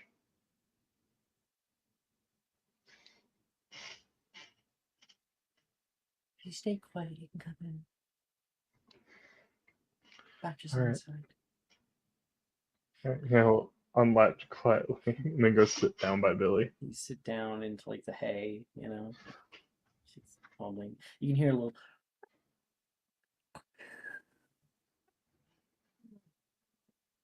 It's like kind of snoring in a way in her lap. Yeah. I actually have it. She would pull out the letter and hand it to you with one hand. You'll see it has a post-it, like a post stamp. Yeah, postage stamp on the corner. It has like a return address and everything. And when you open it up, you can see a picture of a woman, blonde hair, kind of like curly, sort of like wearing like hippie clothes, kind of black and white. It's like old. And you pull up the letter and you read. It is a letter from somebody claiming to be her mother.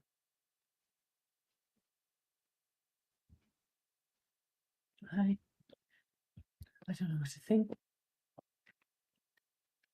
She's sorry, Dag. And it's hard to tell because Billy looks nearly identical to her father. In feature, in coloration and everything. So, looking at this picture, she says, I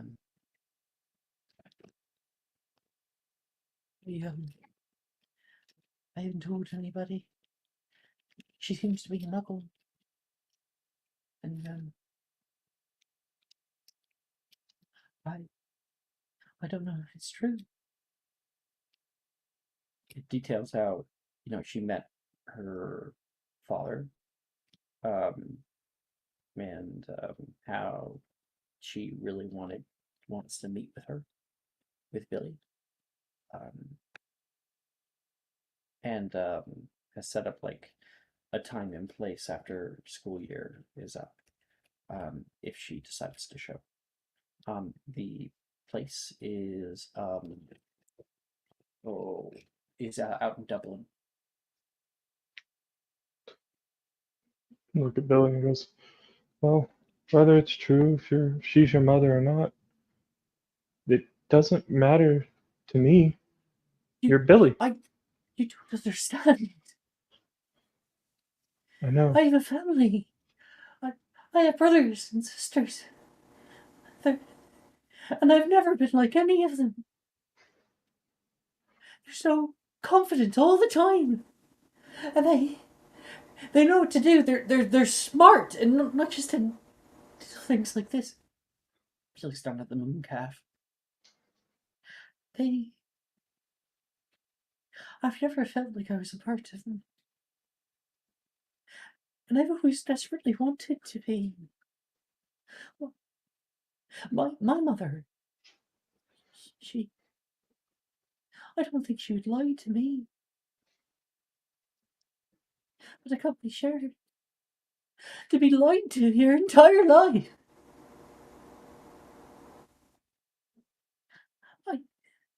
I don't know if it's a cruel joke.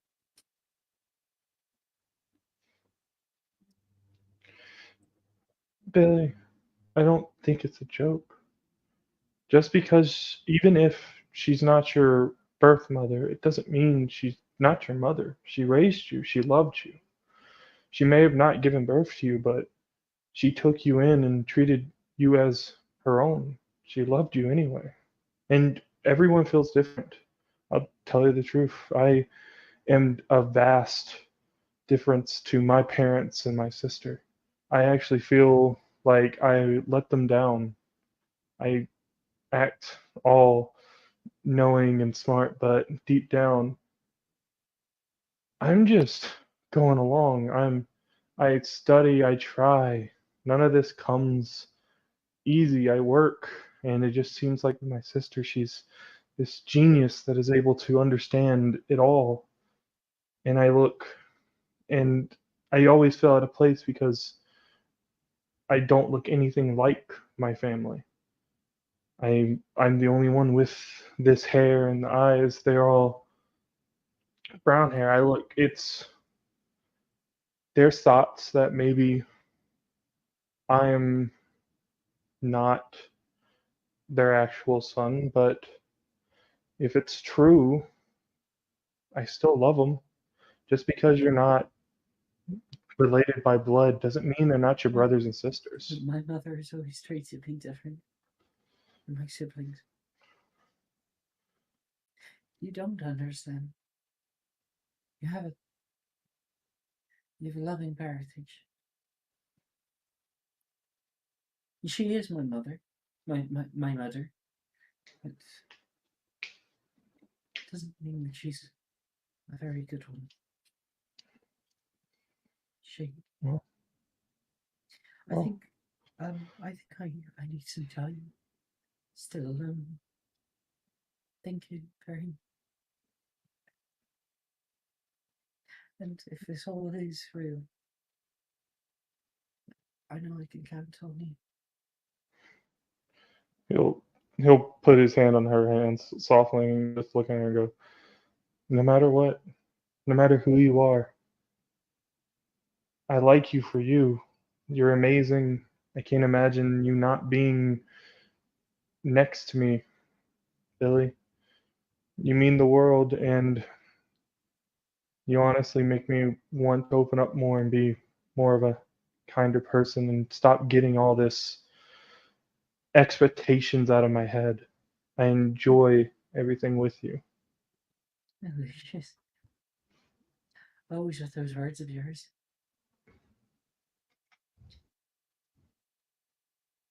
Thank you for the care. Please don't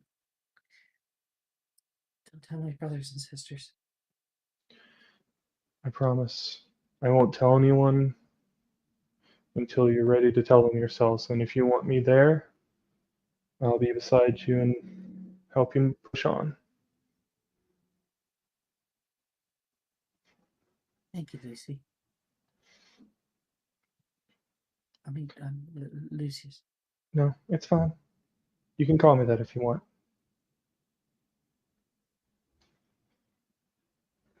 Look down the new cat. Time to give her a space. Yeah, Lucius. Just remember, I'm always here. And he'll go walk away. Right. Apollonia.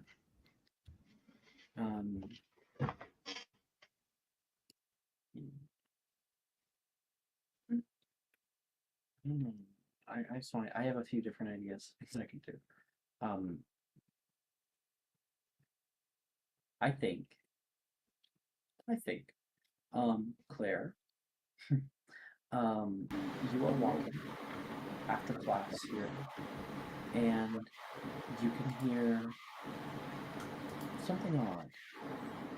It's not a crying noise. It's not exactly even a sobbing noise. It's in distress. You can hear somebody very upset coming from the third floor girls' bathroom here in the quad. Sorry, in the Oxford building. And you can just see right now, you can hear a faucet on as Apollonia is trying to clean herself off. Now, Claire, obviously, you do not know Apollonia very well. You've only known her for a second. It is your choice of what to do. You could leave, certainly. The scene will continue on. Or you can come in.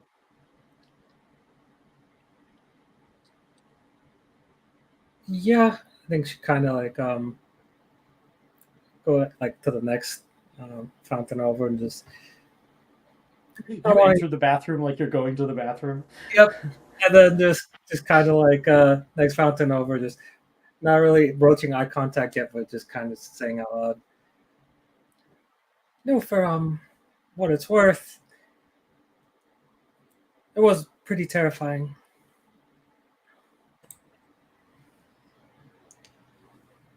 I am aware.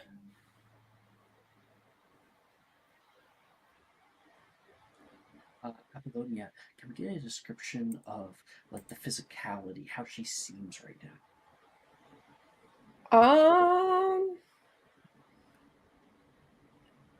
So in the time that she walked out of the classroom and has been in the bathroom and classes ended and people have walked out and like gotten over to her, she has broken some things in the bathroom as a There's result like a whole of sink like, that's just. yeah, her obscurial kind of went fucking insane.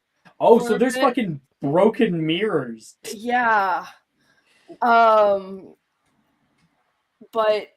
while the outside looks very chaotic and like the entire bathroom is like a mess right now, she is very eerily calm.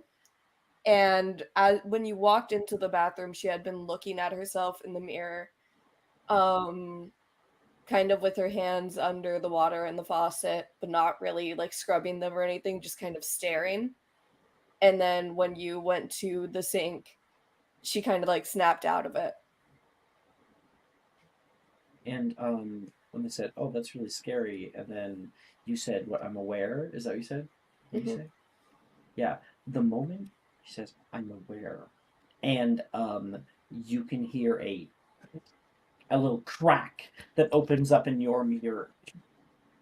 Make me a perception check.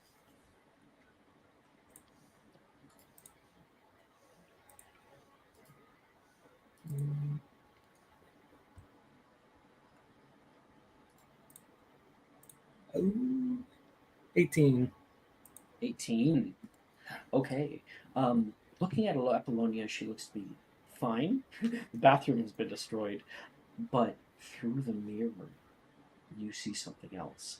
You see a dark shroud that is currently like pooling off of Apollonia's shoulders and sides. And you can see her like a hand clench once, and the crack will get a little bit larger. On the mirror, there is sort of a dark tendril of smoke that is pressed up against it, like it is holding the entire like room and pressing off of it. Does it look like the shadow is like threatening? Not threatening her. It's certainly very fucking protective scary. of her. Maybe threatening towards you, but it's mostly kind of wrapped around her and protective rather than eating at her. Yes. Yeah. Claire, I would like you to make a history of magic check, actually, because they teach dark arts at Durmstrang.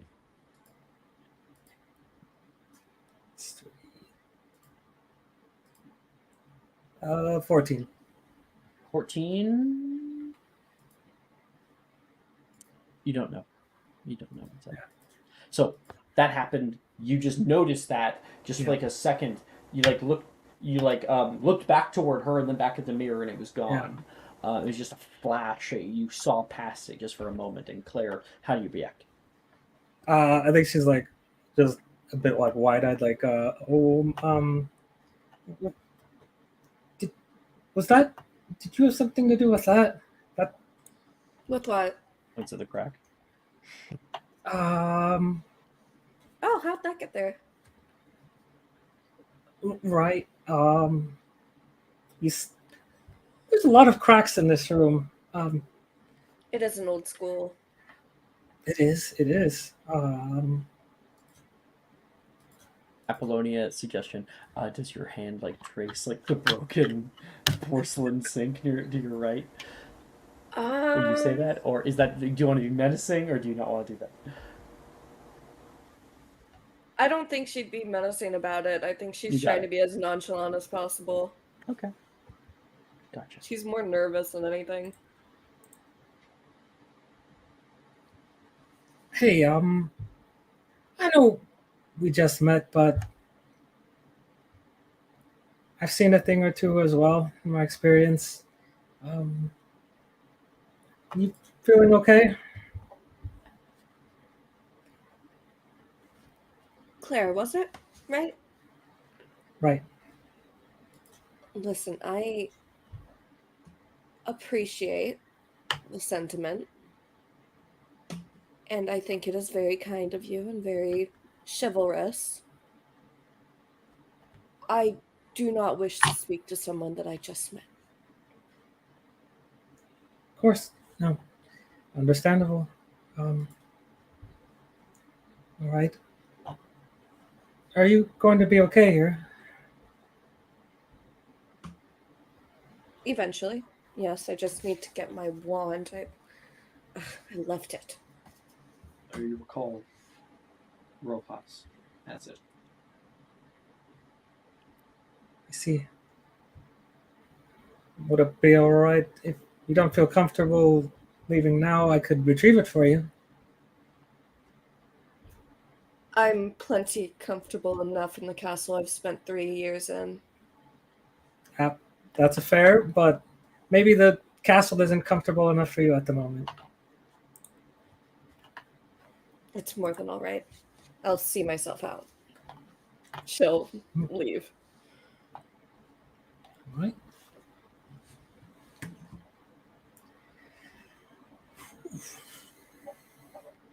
Okay. When you walk out, Apollonia, you are left to grapple with these things. Okay. Quick question I'm sending to somebody.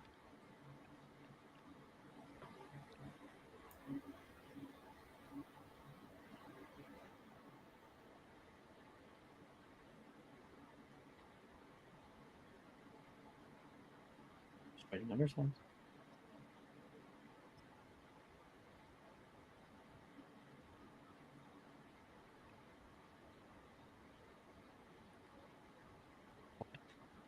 All right. So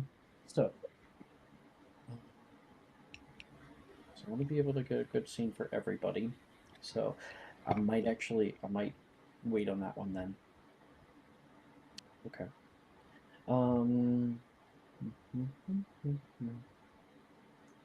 Paris, how are you doing after all of this?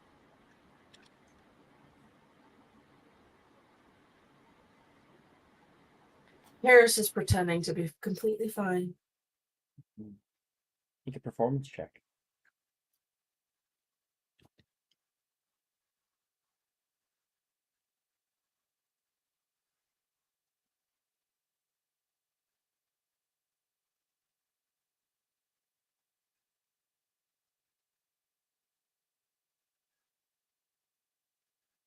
I think the way that this comes off is that Paris is very much like stone faced. Looks like nothing is going on, but like there's tears coming down their face that are unmistakable, and their eyes are bright red.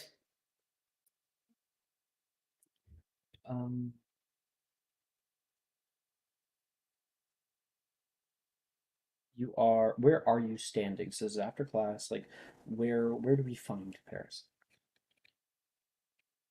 I think Paris would have stayed late after class and just kind of like stood at the back and just watched everybody. So when the lights turn off in class, their motion Well, like sensors. at the end, when everybody would have left, like they would have left as well and walked down the hallway, walking to the next class, pretending not to cry. There is no next class. It is curfew. So where do we go after And class? walking back to Ravenclaw. Okay. Pretending not to cry. You walk up into Ravenclaw common room. And the moment you pass by that stupid eagle bird, you can see the grand round like seating area. The fires are currently burning, and sitting in front of it with a little sketchbook right now is Brett doing what he normally does. Except for me. Paris, you're back. You like put it away really quick, and Not you. get up. He like stands up, and then like, do you say not you? Paris says, "Oh God, not you." I don't understand. Like he kind of recoils from that, like he's going to sit back down, but he turns back. I don't understand the problem you have with me.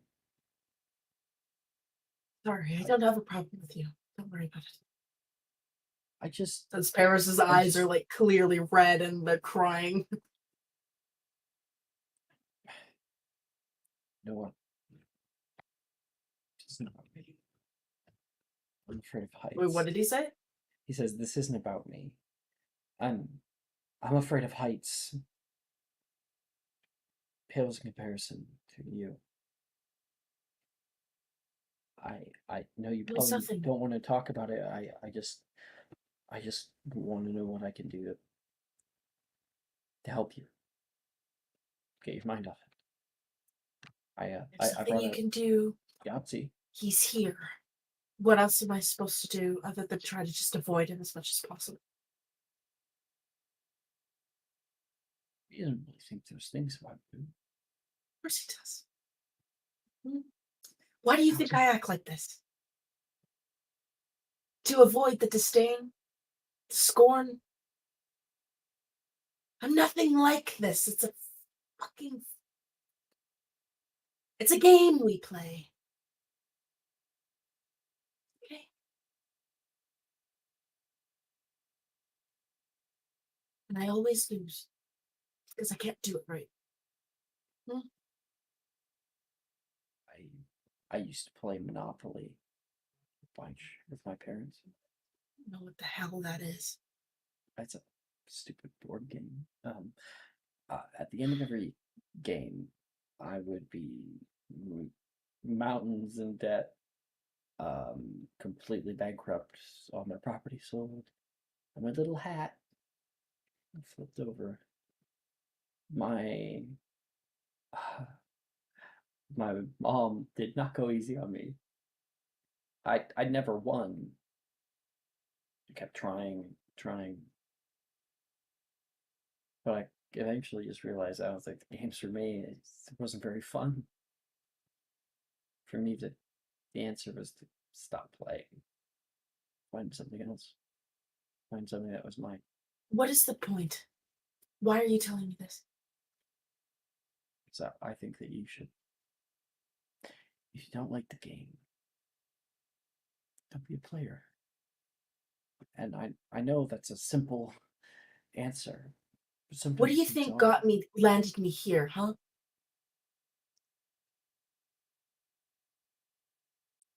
Well, it was fairly clear. I honestly don't get it. Paris, he says, kind of walking around the room. I'm sure you've been a little.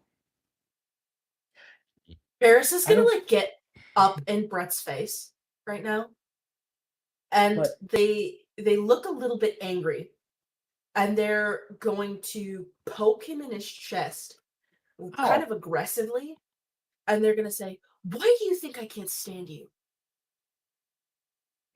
Because most people. No, because you're everything that I can't be. Okay?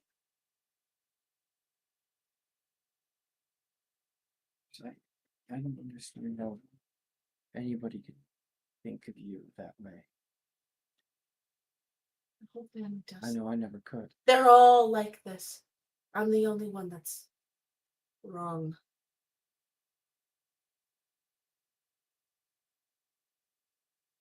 Paris will like push him. Comes back a bit. Well, I think I agree. He goes by, picks up his notebook, and kind of like lets it fall down onto the coffee table. And you can see a cartoonish depiction of Peter currently like laying halfway down, being kind of grabbed almost by the hood, and there's like stars going around his head, and they actually are animated on the page moving around, and showed Paris sort of juxtaposed against them, standing tall like some kind of like shining hero. It's definitely supposed to be comical. It's supposed to be a relief. You know and that'll never be me, right? I'm not when you say good that, enough to be better than them. when you say that, and you look back up, you can see Brett has already walked over toward the steps that go up toward the boys' dormitory. Paris, I think you can be anything. Anything you want. You just have to want it. And you relieve.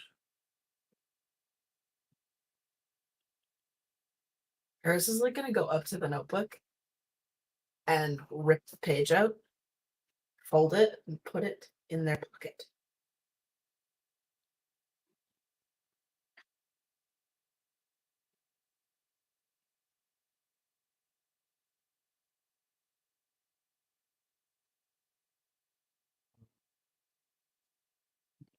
There's some more.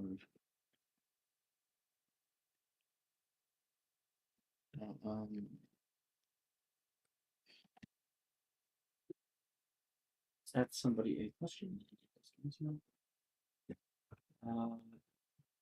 Yeah.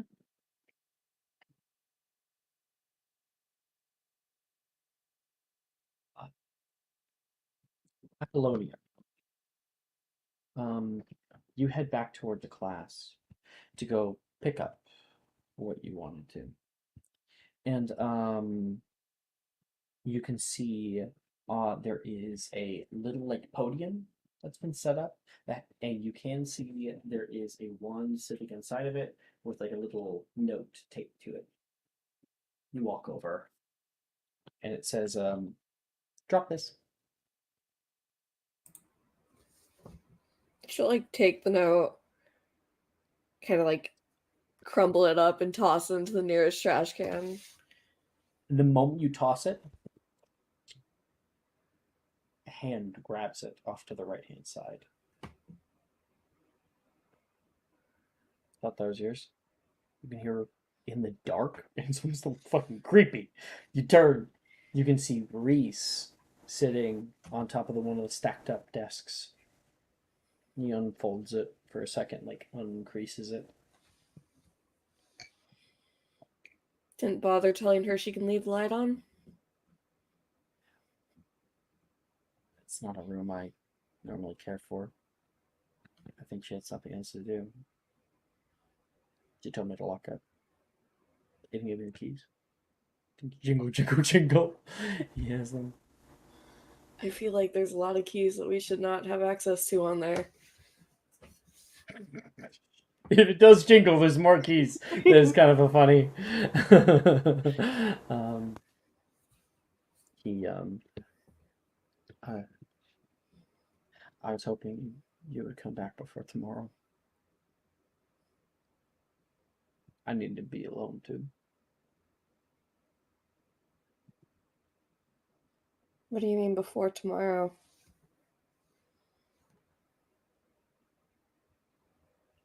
It means I didn't want to go today without seeing you. I didn't know where you went. I went to the bathroom and magic was starting to act up. Again? It's getting harder to control this year, especially. Just uneasy. He will kind of scooch.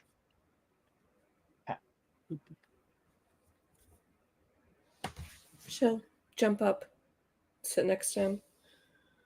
Seats in the house.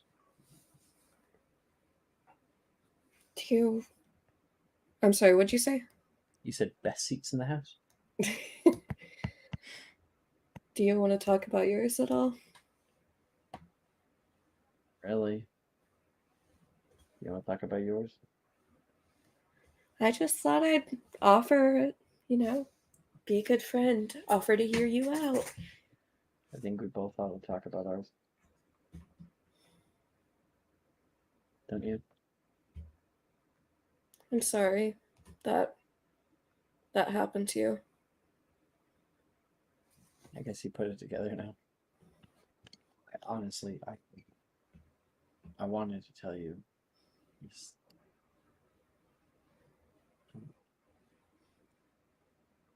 And I need to pull up. He's totally gonna talk about it. It'll take me a quick second.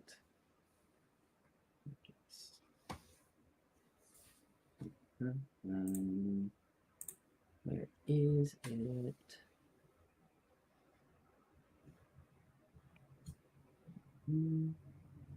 Oh, there it is.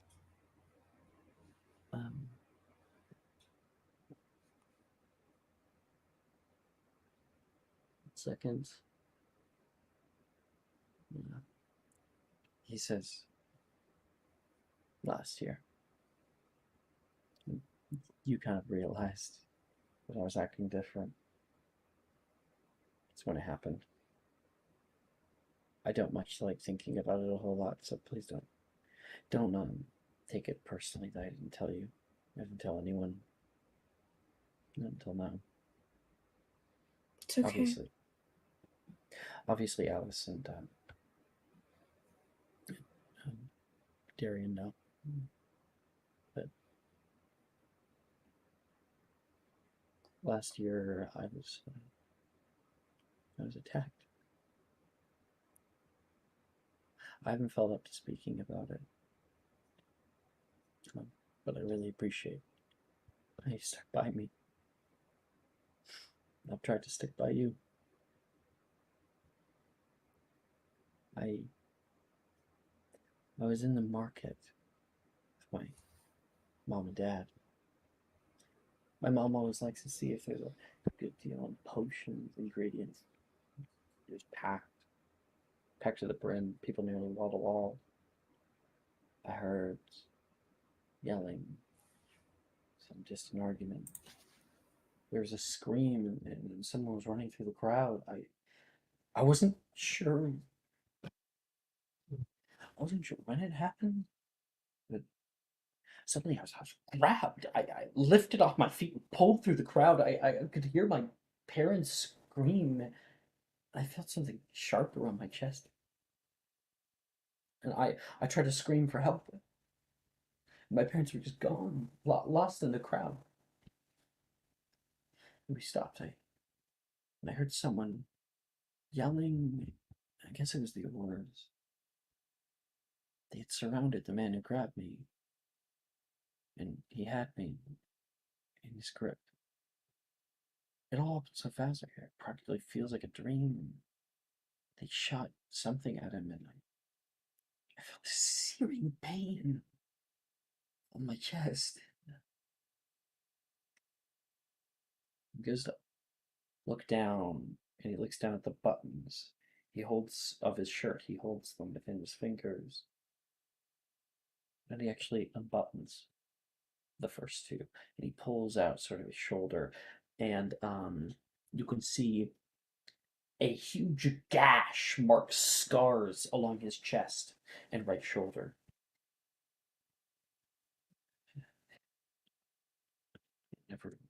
They never healed, and ever since I've been better. Hearing, I can smell better, and I'm fast, really, really fast. I was scared I might be a werewolf, like him, but like the man who attacked me. But it doesn't seem so. I'm just halfway, and the scars they don't heal. So I'm told. And he does kind of hold it forward if you wanted to touch them. She'll like kind of lightly brush her hand along them. Very lightly. And then just kind of grab his arm, like hug it, and then put her head on his shoulder. I get not wanting to talk about stuff. There's a reason I didn't tell you about the whole siren thing until the festival. And we don't have to talk about anything, but I care for you. I want you to be comfortable. And I'm sorry that something like that would happen to you. It was your dad, wasn't it? Yeah. And take trips, huh? He brought me back gifts. And when I said I didn't want them or asked where they came from, he got angry. He got angry about a lot of things. Like a right prick. He's far better off dead. My little brother doesn't remember anything about it, but I do. And, well, him and Delphina have pretty much blocked it out. I can't. I've heard about that kind of stuff happening. Just, I never. It's sometimes hard to realize that some of the closest people in your life haven't been treated the best, like they deserve. He used to say I was just like him. Like I was his eldest, and I would take after him later. I don't want to be anything like that. He was wrong. Plain and simple. You're not that. You're not that. Okay. I have never seen you that way, and I see the other people the way other people look at you when they hear your last name. Apollonia, you are deserving of much better.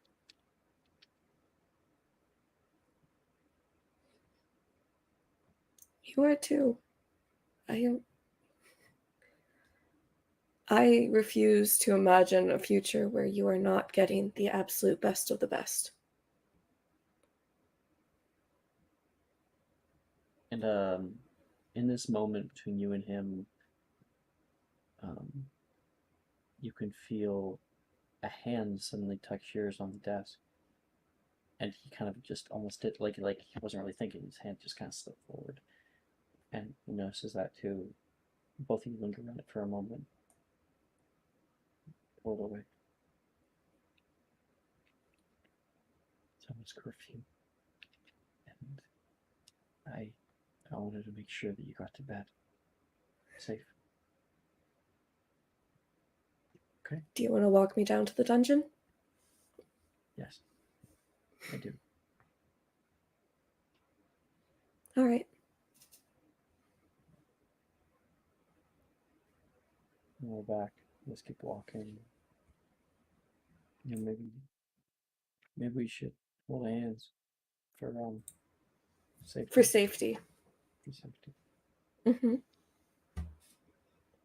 You know, it's very dangerous. There's a lot of ghosts roaming about. Peace. So. Exactly, yeah. You know, holding hands actually wards off peeves. It's proven. Remember that next time. You feel a hand hold yours. And the two of you guys walk back in silence.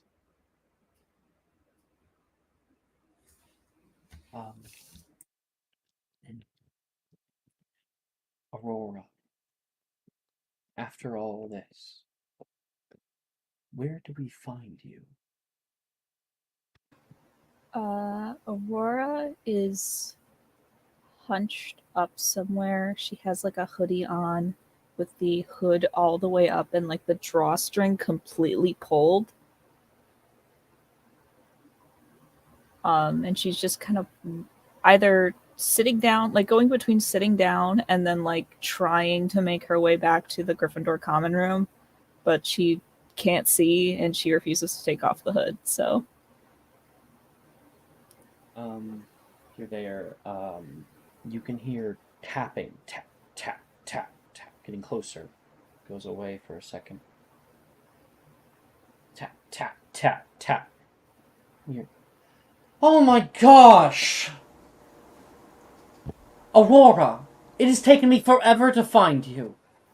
Do you have any idea how much I was worried?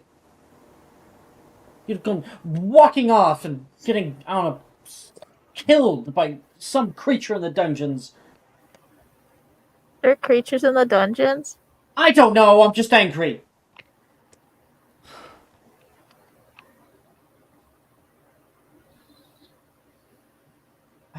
I don't want to yell at you. She, looks at you. What are you wearing? It's a hoodie. What? It's a thing with a hood. It's mostly to cover my face. I don't have any paper bags here, so I can't do the old paper bag trick. Aurora, stop. She's moving your hands don't need to cover your face. She'll take the hood off. Just flick you off. Flick the hood off. She stares out toward you. What done to your hair? She'll take it. It's horrible. It's horrible. What? I can't even look at myself. This isn't. I tried looking in a mirror and I don't know who that is. I don't know what this is. Certainly never seen this. You're Aurora. You're supposed to be loud. Right. Grand.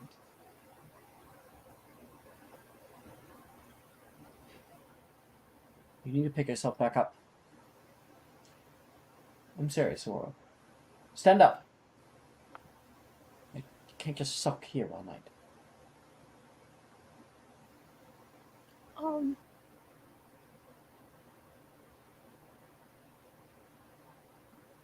Can you help me up?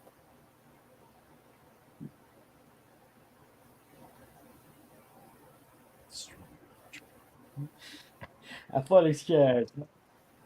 Okay, come on. She wants uppies. She tries to pick you up and you're floppy. Aurora, If you move your legs, it can make this a lot easier. Gravity is increasing on me. Oh, you kind of drop down. Stubborn. Fine, if you're not leaving, then I'm not leaving. She sits down. But just so you know, when the prefects come around, and they take points away from both of our houses, I hope you're happy. Why wouldn't I be happy? I'm with you.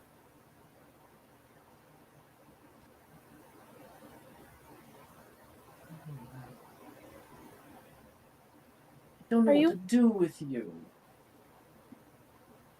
Are you okay? No, I'm not okay. Stupid lesson! Face our fears? Fuck that. Sorry. I just wanted to know that you were okay. It seems that's out of the window. Obviously not. Would you like to talk about it? No. I really wouldn't. Rather not even think of it. Okay. I Probably don't have the capacity to really understand it anyway. At least not fully. But I'm a good listener. Don't do that like you always do. What do you mean? You always put your feelings over others. There's damn it, I'm not the one in emotional turmoil right now. It's you. I am? Why can't you just exist in that space? Because helping other people helps me. And I know at the end of the day, mine wasn't real. It's just really sad to think about. Well, I mean, it was kind of real. It kind of almost happened. But it didn't go down that way. The I don't know what they're called. They showed up around the time that I was supposed to be heading to school. My mother wasn't going to send me originally. She said that it probably wasn't necessary for me to go there, but somehow they knew where I was, and they knew what I was. And they showed up, and they said a lot of really serious words, and my mother said a lot of words back to them, and she told me not to repeat most of them.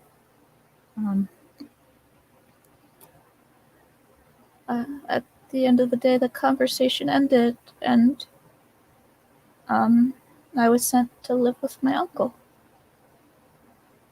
After my mom punched one in the face. That's probably why I haven't met your mother yet. Yeah, she Talk about her all the time. because of what I am, I can't ever see her again. If I'm myself. It's not true. It's not. There are ways. Is around bureaucracy. All of that.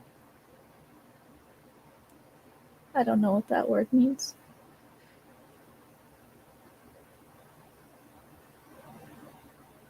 You are a wholly unusual person. Oh, wow. That much I know. And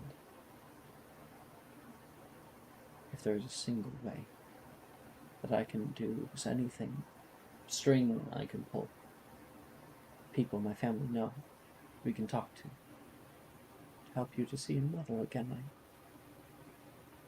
I would not rest. You speak of her so fondly.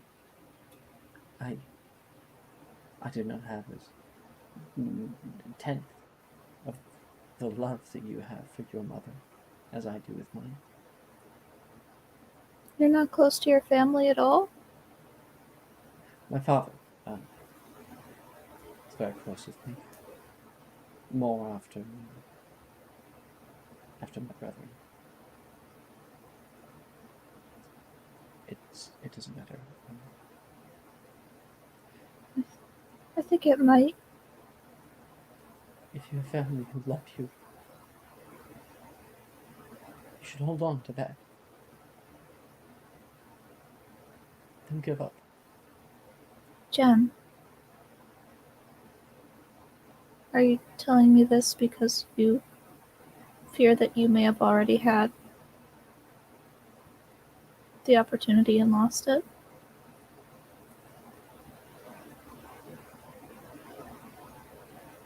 No. He says you're not entirely certain. I think more so like she's not certain, but she's saying no. I don't know who that was that you saw. He seemed like he was familiar with you at least. Um, He also seemed like not a good person. No.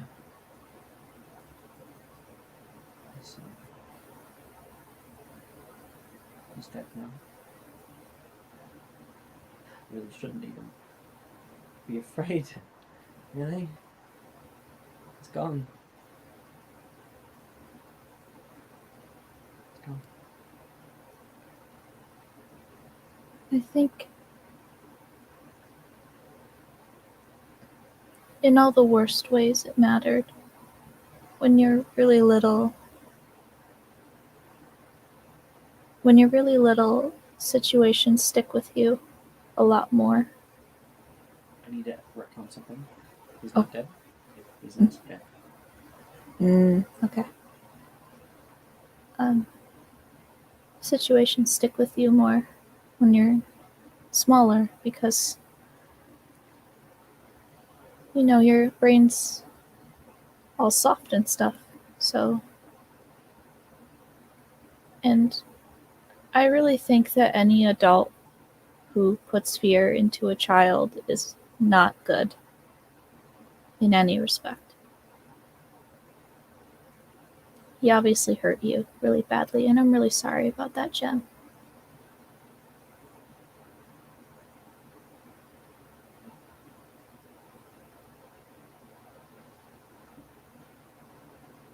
What do you say you show me to the Gryffindor comic room? You want to go to the lion's den? I want to go to the lion's den. You, Gemma sees Aurora's face light up, and her hair kind of like from brown starts shifting to like yellows and oranges and reds.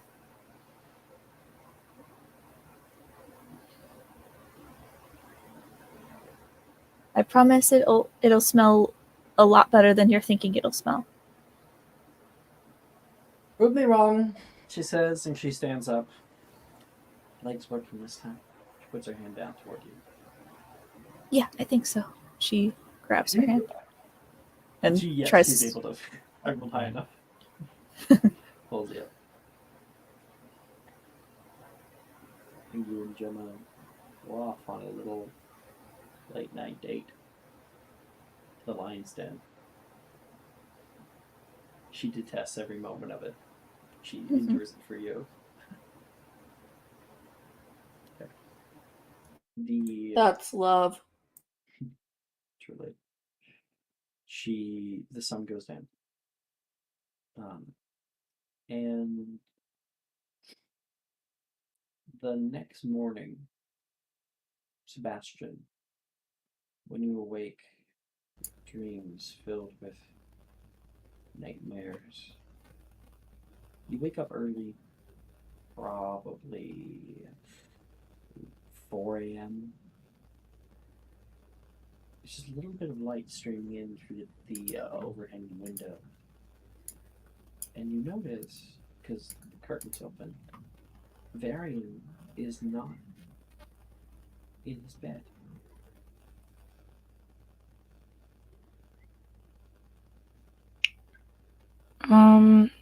He'll like look around the room. You can see the other people sitting around. Morgan, like he's got a big bed, and he's like on one corner of the bed, like curled up.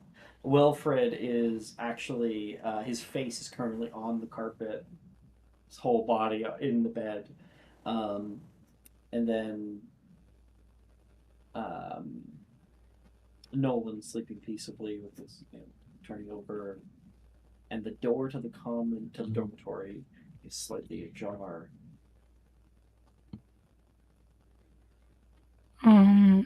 He'll like get up and grab his robe and walk out. Like that, like sleepy, like what the fuck's going on, and you can see I'm literally adding this right now because I've always wanted to add in the Hufflepuff garden that's in Legacy. So I'm adding it right now. It's officially fucking canon. Sebastian, there is a coiling staircase that moves up, and you can see through one of the windows a figure standing outside. It's like kind of low light right now, that like cool blue of the morning before the bright light hits. And going up there, you open up the door and can hear like a bit of wind coming through, just of the morning, and you can see wrapped up in a blanket, barely awake himself. Varian is sitting crisscross applesauce, staring at the hill's edge, the cliff that just goes straight down, and staring out toward the horizon, where the sun is currently just starting to bloom.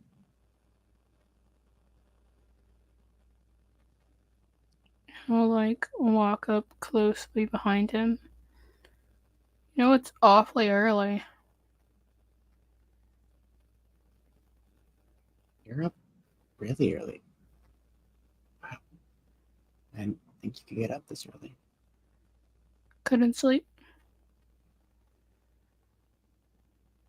Me neither. Um,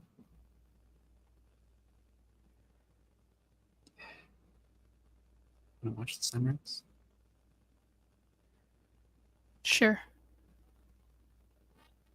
Stay here in silence for a little while, watching it peek up over blooming out with light. Bright amber haze that covers the skyline above, the sky straight above you becoming a brighter hue of that blue, and at this angle, the forest kind of casting long, impossibly long shadows down the valley. You can see little like Brockborough and Keenbridge down the way, and as the sun begins to reach its height, nearly coming the whole way over the horizon, Varian staring out toward it, you can see something around his temple pool up out of his hair, a like flower blooms, and then another, and then another, and the area that he's currently sitting under all becomes these kind of asymmetrical, alien-like sylvan plants that mimic the bloom of the sky and are woven into existence in a matter of seconds. Is that new?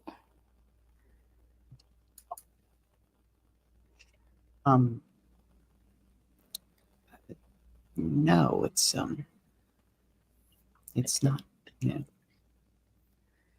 It's happened to me my entire life.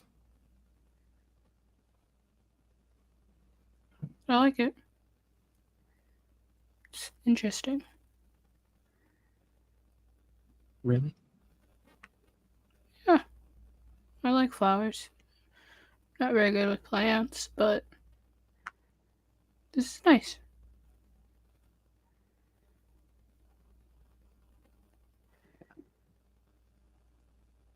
I've spent so long hiding it that I kind of didn't think anybody would ever like me.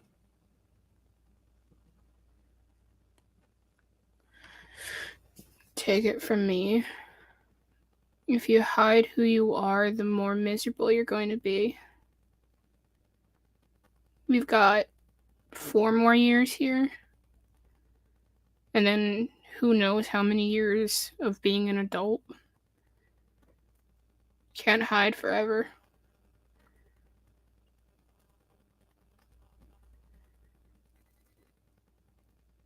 I guess you're right. Maybe Marion, your mind is pulled back to what you witnessed the day before. Both yours, but also Sebastian's. And the two weren't that dissimilar.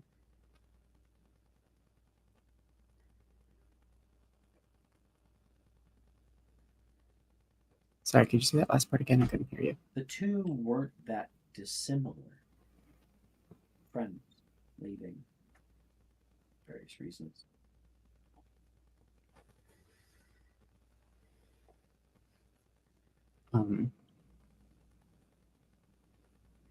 Baron's just gonna kind of grab Sebastian and pull him into a hug. What's this for? Please don't leave me.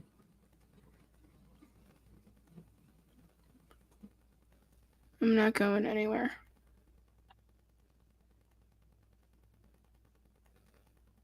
Thank you.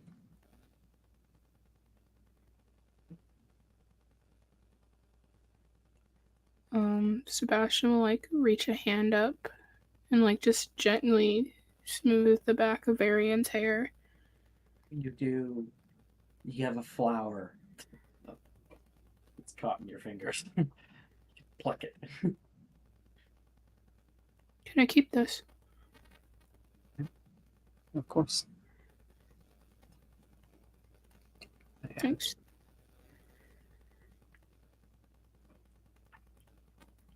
I grow them every day, so if you ever want more, just let me know.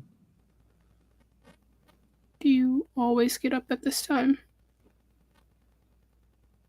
Yeah, I do.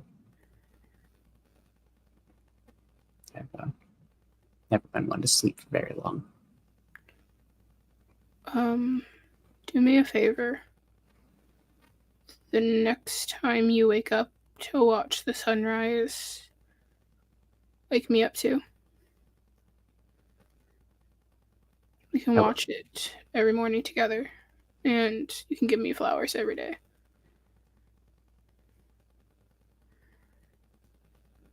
That sounds incredible. I love that.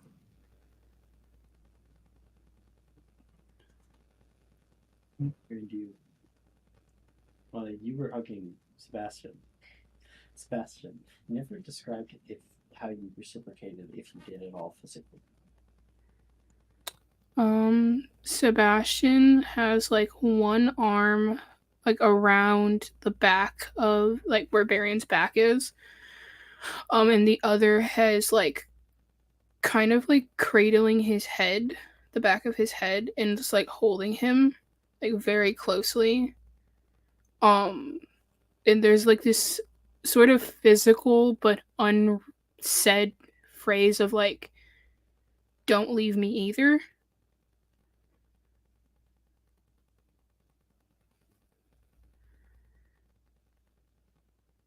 And the two of you guys kind of hold each other there as the sun rises higher on a new day.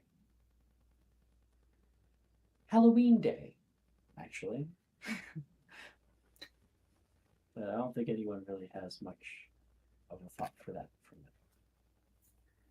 it. And as our sun rises once again, and this new day is given to us to heal, to move on, that is where we'll end tonight's episode. Thank you, everybody. Maya. Hmm. Don't say Lord. It's the way that you regularly, like, have the most Jesus, heart-wrenching things to say. I'm gonna kill myself. What can I say? All of my best M&M relationship character moments are the gay ones. Hey, if it's not gay, I don't want it. Listen, Nutty and Issa single-handedly changed my entire outlook on romance. Telling you. Maya. Hmm. God tier. I Always. warned Jamie. tier. I Always warned God tier. Jamie. I said, "Oh, if we're gonna do this thing, be prepared." I said it. Yeah, you did. Jamie, how you feeling? Oh boy. I want to cry. Welcome to Maya Romances. Thank you. Obviously, we went over time. We don't normally go this late. Thank you, Faith, for joining us. Hope you've enjoyed, being inducted for the first hour and being able to introduce yourself to everybody, and then being able to see all of their unique characters. I think this was a really great introduction. That was incredible. Yeah. Yeah. I'm never gonna be able to emotionally recover from this. Right? I think from that we've seen. I think this boggart scene has eclipsed Friday night's boggarts for me. This session has just fucking destroyed Friday nights. I was like, That was good. from That was a good everyone's podcast. scenes, like even before Maya's scene, I was like, fuck, this was a more intense and beautiful boggart session That's than good. Friday nights. And that's all under our broadcast. So thank you guys for watching it out at home and for, fucking roasting me all the fucking time. the Good first night, guys. hour, just giving out